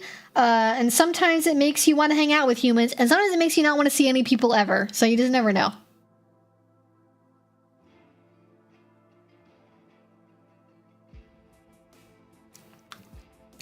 Curious re thoughts on kink interests with a sex-driven component or not, meaning I'm not asexual, but you don't have to censor the word asexual, it's fine. But I'm don't worry about censoring the word sexual, it's fine. You can just say, if it has the word sex in it, you can just say it.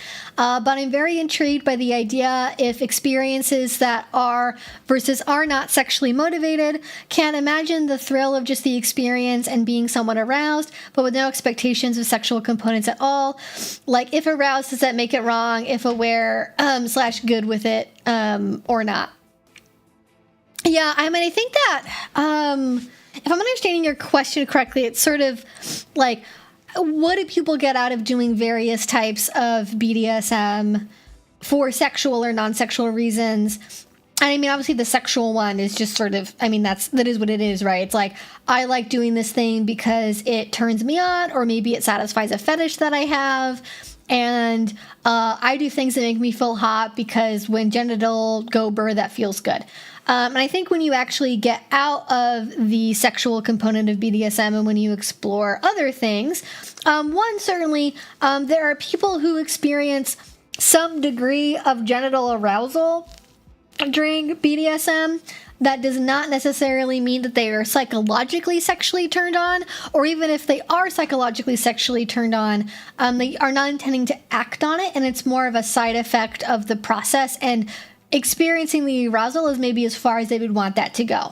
Because especially, for example, if you are somebody with a penis, this is just the easy example to give. I'm actually not entirely sure if it works the same way if you don't have a penis.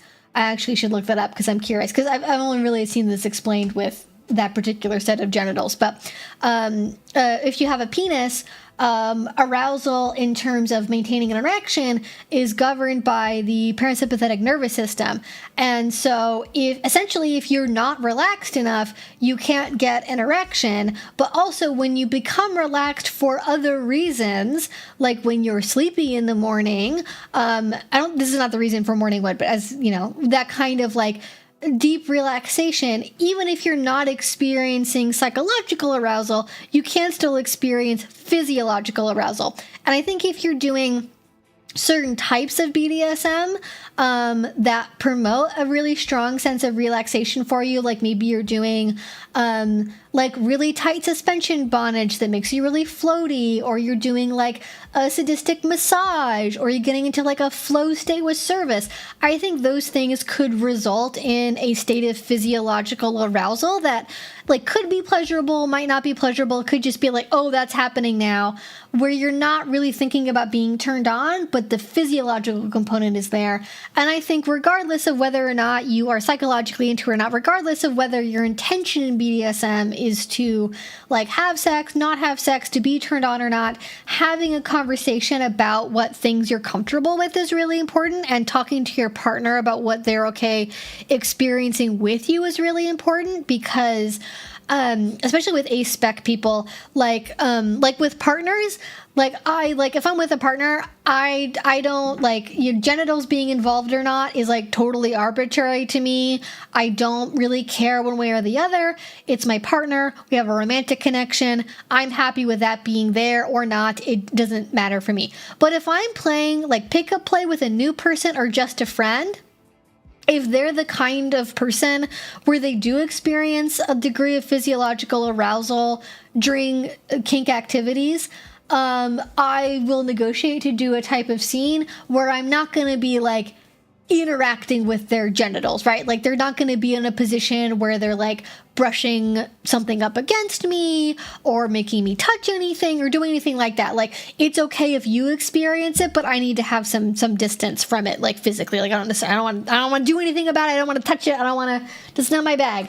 So that's generally how I would divide it. But then there's also going to be other people where, depending on the person, depending on the relationship, if that's you and you know that happens for you in a scene, essentially one, as a baseline, giving people as much information as possible before playing with them is always a good idea, because you never know what somebody's triggers might be. You might not know what their background is, and the more information you can give them, the more sure you're going to be that you have a compatible mindset going into a scene and that you want similar things and are comfortable with similar things.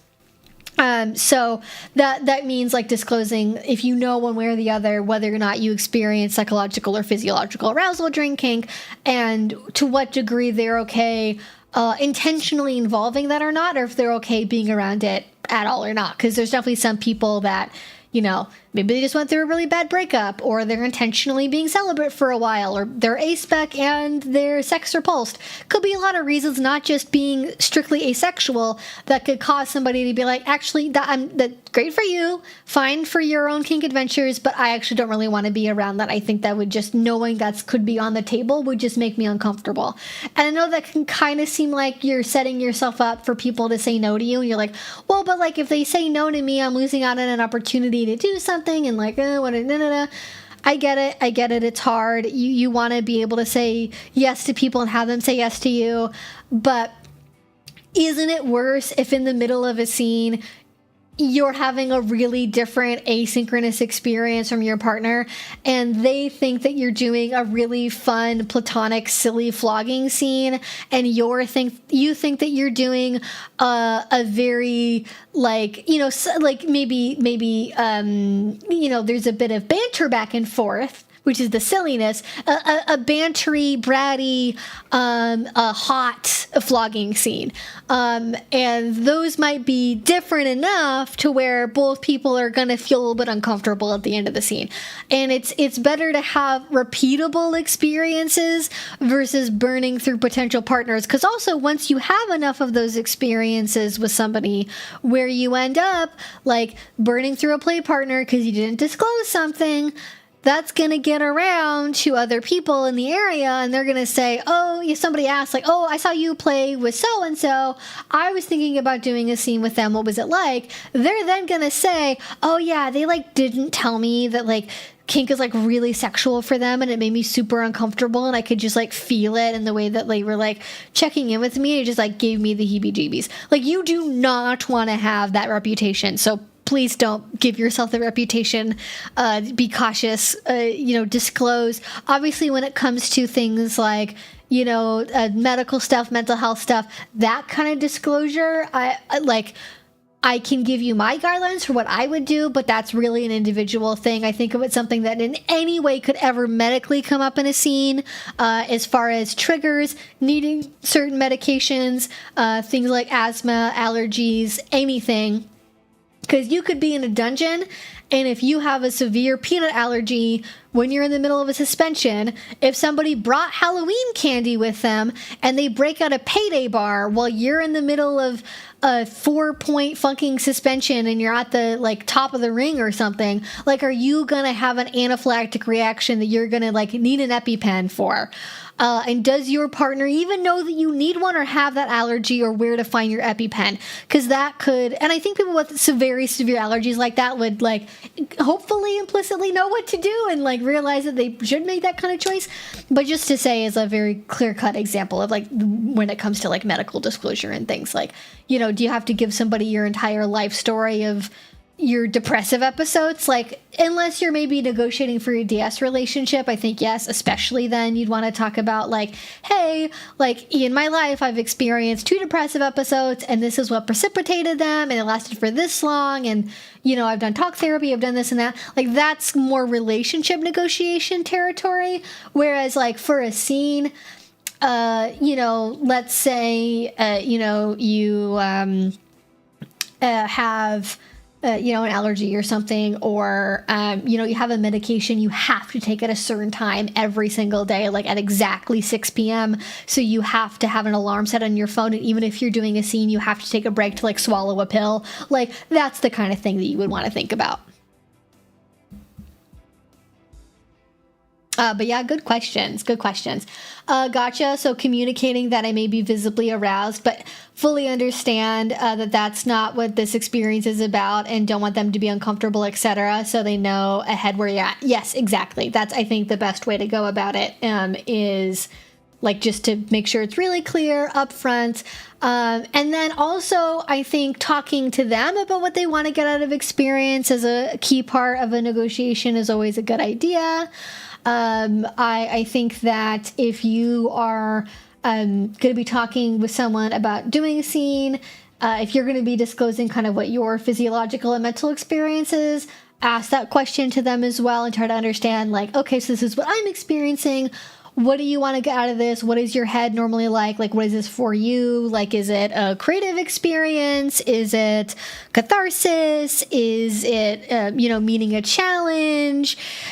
Is it getting to turn your brain off for a little while? Like, any of the constellation of motivations that people have for kink. And there is a video I've made some point, I think in the last 2 years, where I talk about studies on BDSM where they've actually outlined, I think 10 or 11 of the core motivations behind BDSM and the reasons for why people do it that showed up in surveys. And it's really fascinating because time and time again, regardless of the kink, one of the main ones that you always see is getting to have relaxation, getting to escape from normal day, everyday adult life stressors. And especially, I think that makes sense for a lot of people. People don't play rec league football because it's a sexual thing for them. People don't go rock climbing because it's sexual for them. Well, maybe there's a fetish for everything, so you never say never, but most people are not doing sports or going to the gym as a sexual adventure for themselves. And kink can be a way of socially bonding, being in community, relaxation, physical exertion, all things that are generally psychologically healthy for us to engage in and have more of in our lives, especially if we work remotely. Our students that are going to a remote school, if you just don't socialize a lot, having those things in your life is so important, and having those opportunities to actually touch grass and talk to people. All right. Oh my gosh, 15-minute warning. I'm going to try to get to as many questions as I can. Thank you all so much for your questions so far. I really appreciate it. I'm going to get, if you want to make sure I answer your question, please use this little Q&A feature up here. I'm trying to point to it, but it's backwards. Q&A feature up here, little white bar in the chat. Please put it in there. That will make sure I can see it. If you don't put it in there at this point in the stream, I cannot guarantee that I will get to it. You'll probably have to wait until next week. But I would like to try to answer as many questions as possible. Or for any dollar amount, you can use a super chat and it'll pop up on stream right there. And unless you annoy me, I will answer it. So there you go. Thank you so much, Sean, for the end of stream gifts. I really appreciate it. Thank you.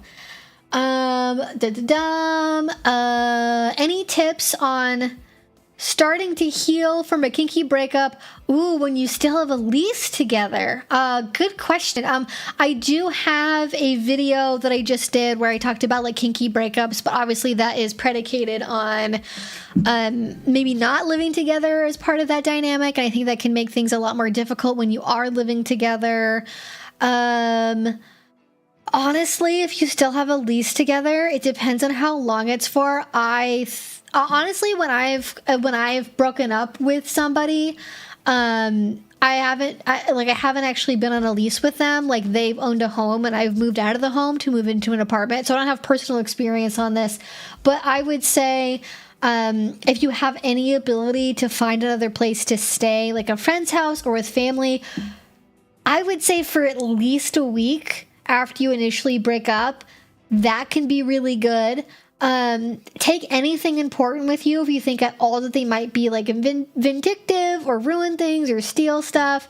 If it's a toxic negative breakup, I think just move out, break the lease, take the loss on that one because it's going to be worth it in the long run for preserving your sanity. But if you don't have another option there, I think spending some level of time apart is good. Otherwise, it's so painful. Everyone I know that's gone through that where they're sharing a lease.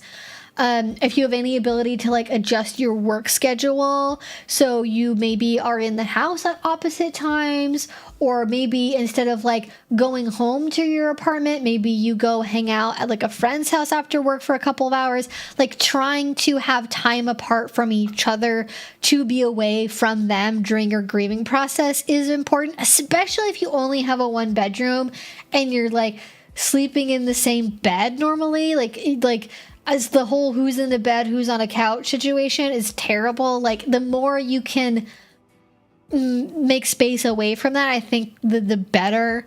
And then, yeah, hopefully you have friends, community, people you can lean on to help you with that, to have physical time apart. But if you don't have any option for that, if you can't be with family, if you can't be with friends, if you're just with them in the house, there's no way to change your work schedule, no way to do anything like that. I would just if you have the ability to, if it's not like, if it wasn't like a blow up really big fight and you're not talking at all, then it's kind of clear how you should interact. But if you have any ability to be cordial with each other still, setting clear expectations in terms of use of the house space, communication with each other, sharing food, decoupling, making sure all those kind of hard conversations happen up front so you don't have to talk about it as you're grieving. And then just find fucking ways to get out of the house, honestly. It doesn't have to be staying at friends' houses. Go to a coffee shop, hang out at the library, go to concerts. And that both serves two purposes, because then you don't have to see their dumbass, but then you also get to be in public around other people and benefit potentially from the social aspect of getting to be in community spaces and in public. Obviously, I mean, hey, who hasn't cried in the nonfiction section of a library? Who hasn't had a little mentee break? Who has had a little mentee bee, a post breakup mentee bee in the nonfiction section of a library? You know what I mean? Everyone gets a freebie mentee bee in the bathroom of a Denny's, you just get to have that occasionally. It's fine. So I think finding ways to get out and do hobbies. If it's winter time for most people, unless you're an Australian and you're watching the live stream. How many Australians are in the chat? It's probably one. It's what time is it in Sydney right now? It has to be early in the morning the next day or something, right? Probably 8 p.m. What time is it in Sydney? Let's find out. I'm curious. That's the weather. That's not the clock. World clock.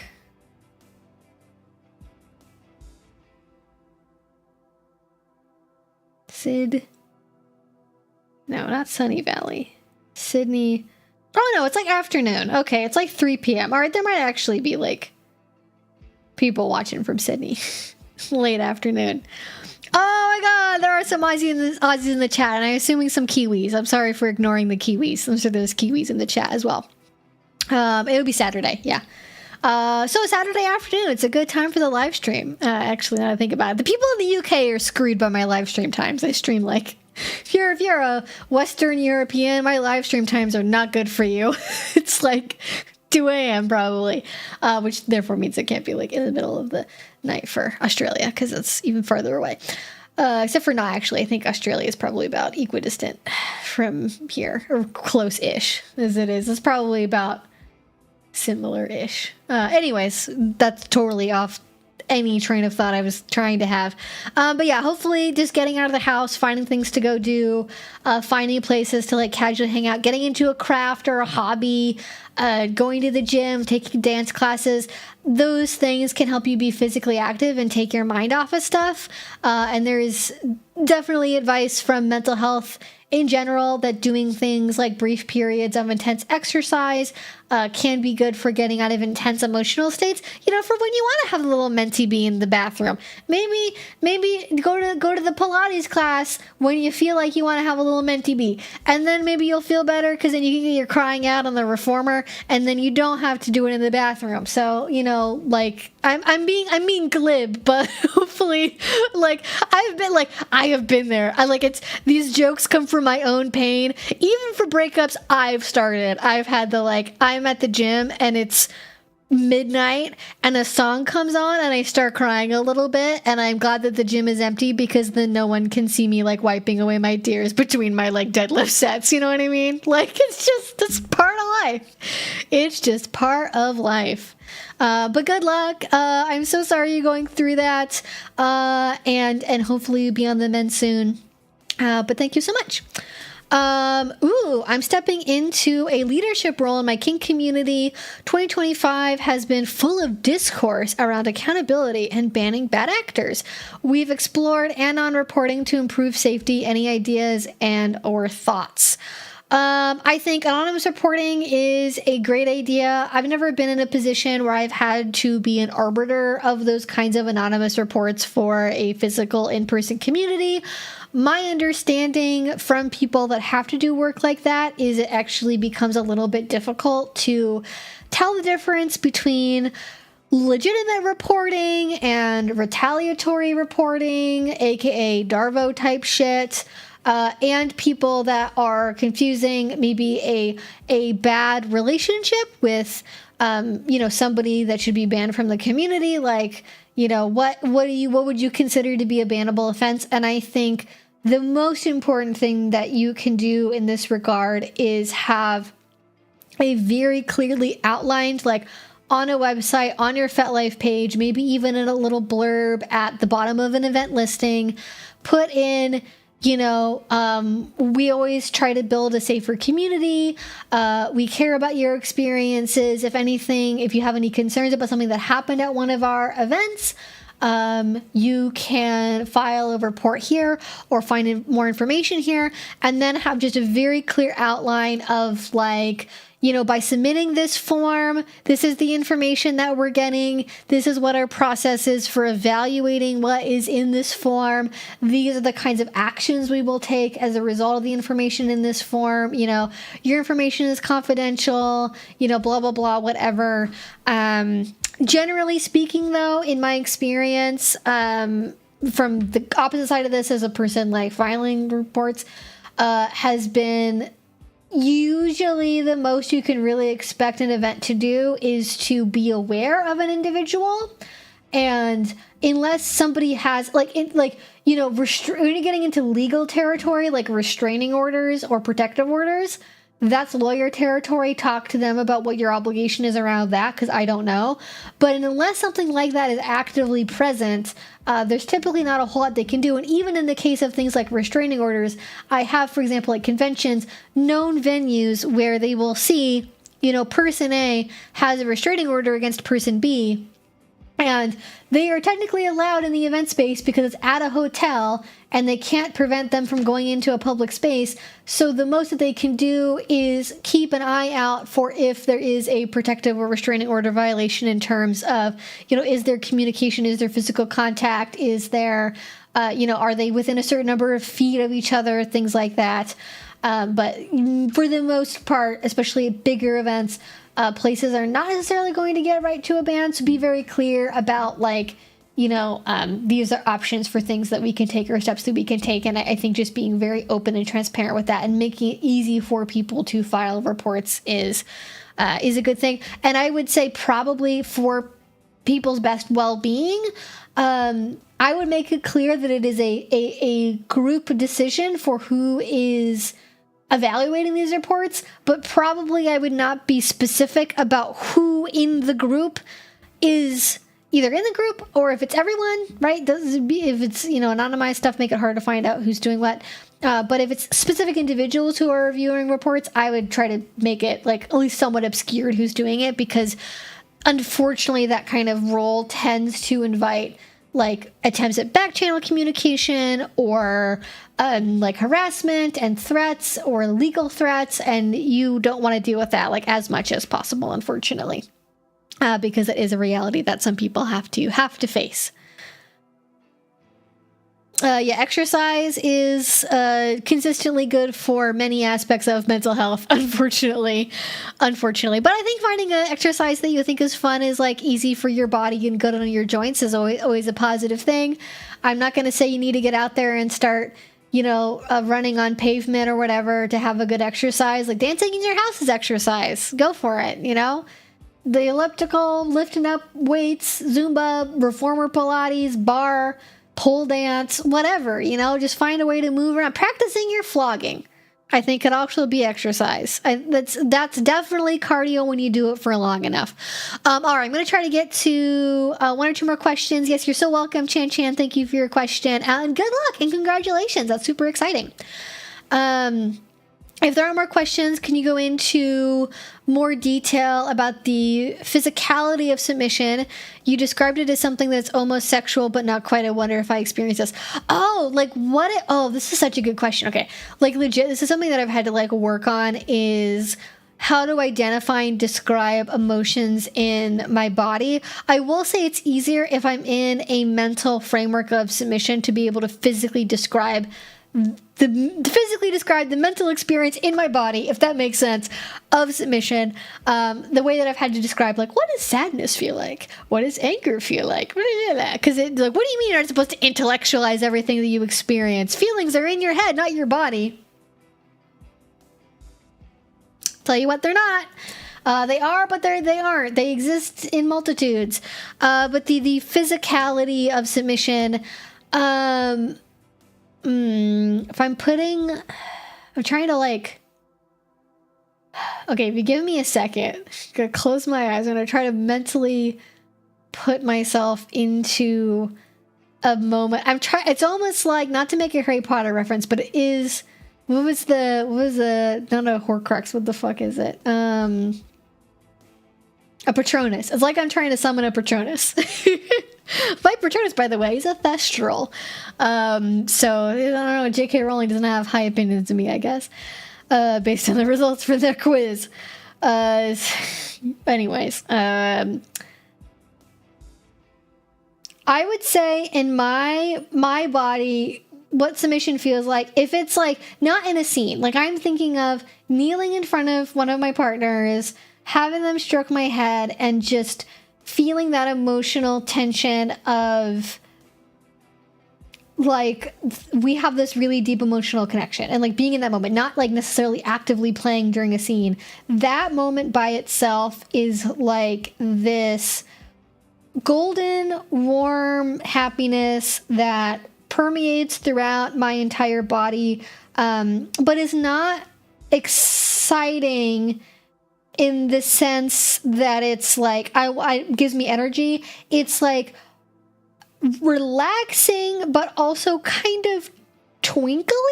Does that make any, describing the physical sensation of submission as being twinkly make any fucking sense? I don't know. You have to tell me. But it's like this twinkly, happy, calm. Like for me, it's this very deep sense of happiness, and above all, more so than just that, like contentment, like feeling like the intersection of happiness and calm and peace, of feeling like this feels really right, this feels like restorative. I feel like this deep affection for this person, I trust them, and that makes this like golden, warm, like body relaxation feeling, and it makes me want to like, I usually like, I'm smiling a lot. I you know, like I like, it's like soft eye gazes, relaxed shoulders, you know, eye closed, head tilt, kind of like sort of deal. That's probably like physically how I would describe experiencing that, like that one particular moment. And I think that, like I was talking about earlier with like the parasympathetic nervous system governing genital, like physiological arousal of your genitals, I think that is probably why, if there's a feeling of it almost kind of being sexual but not quite, it's because of that deep state of emotional connection and relaxation and feeling content and happy and things feeling right.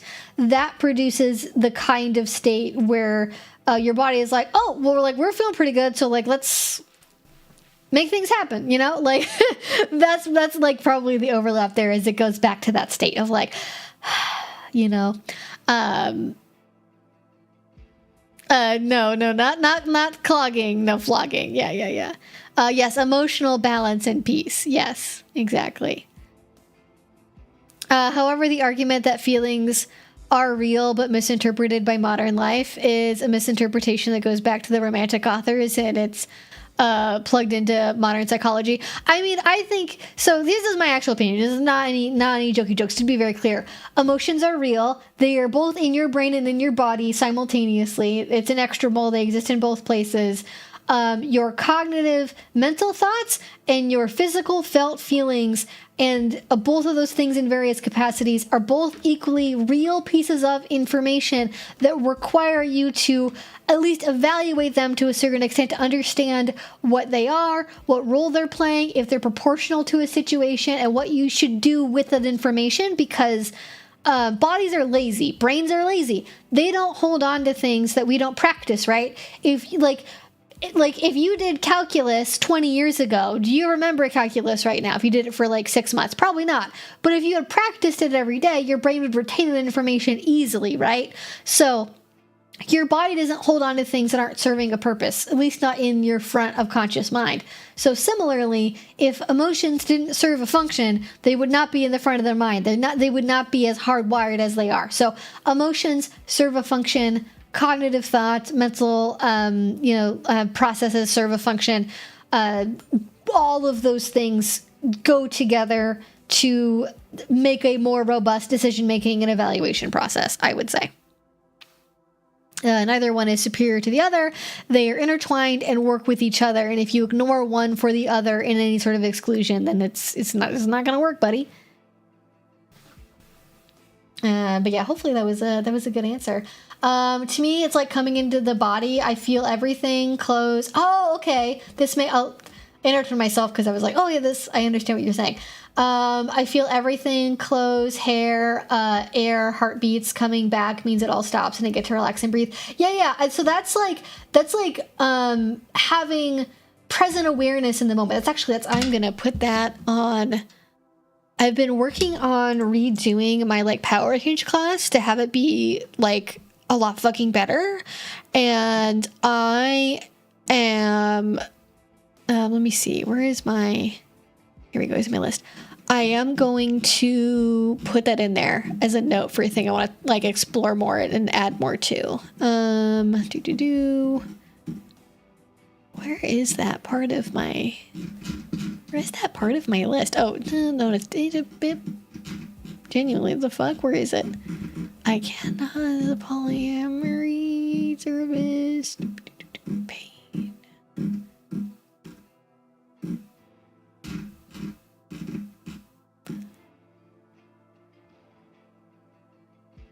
I thought for sure I had like, because I put an image in it, it's too big and it fucked it up.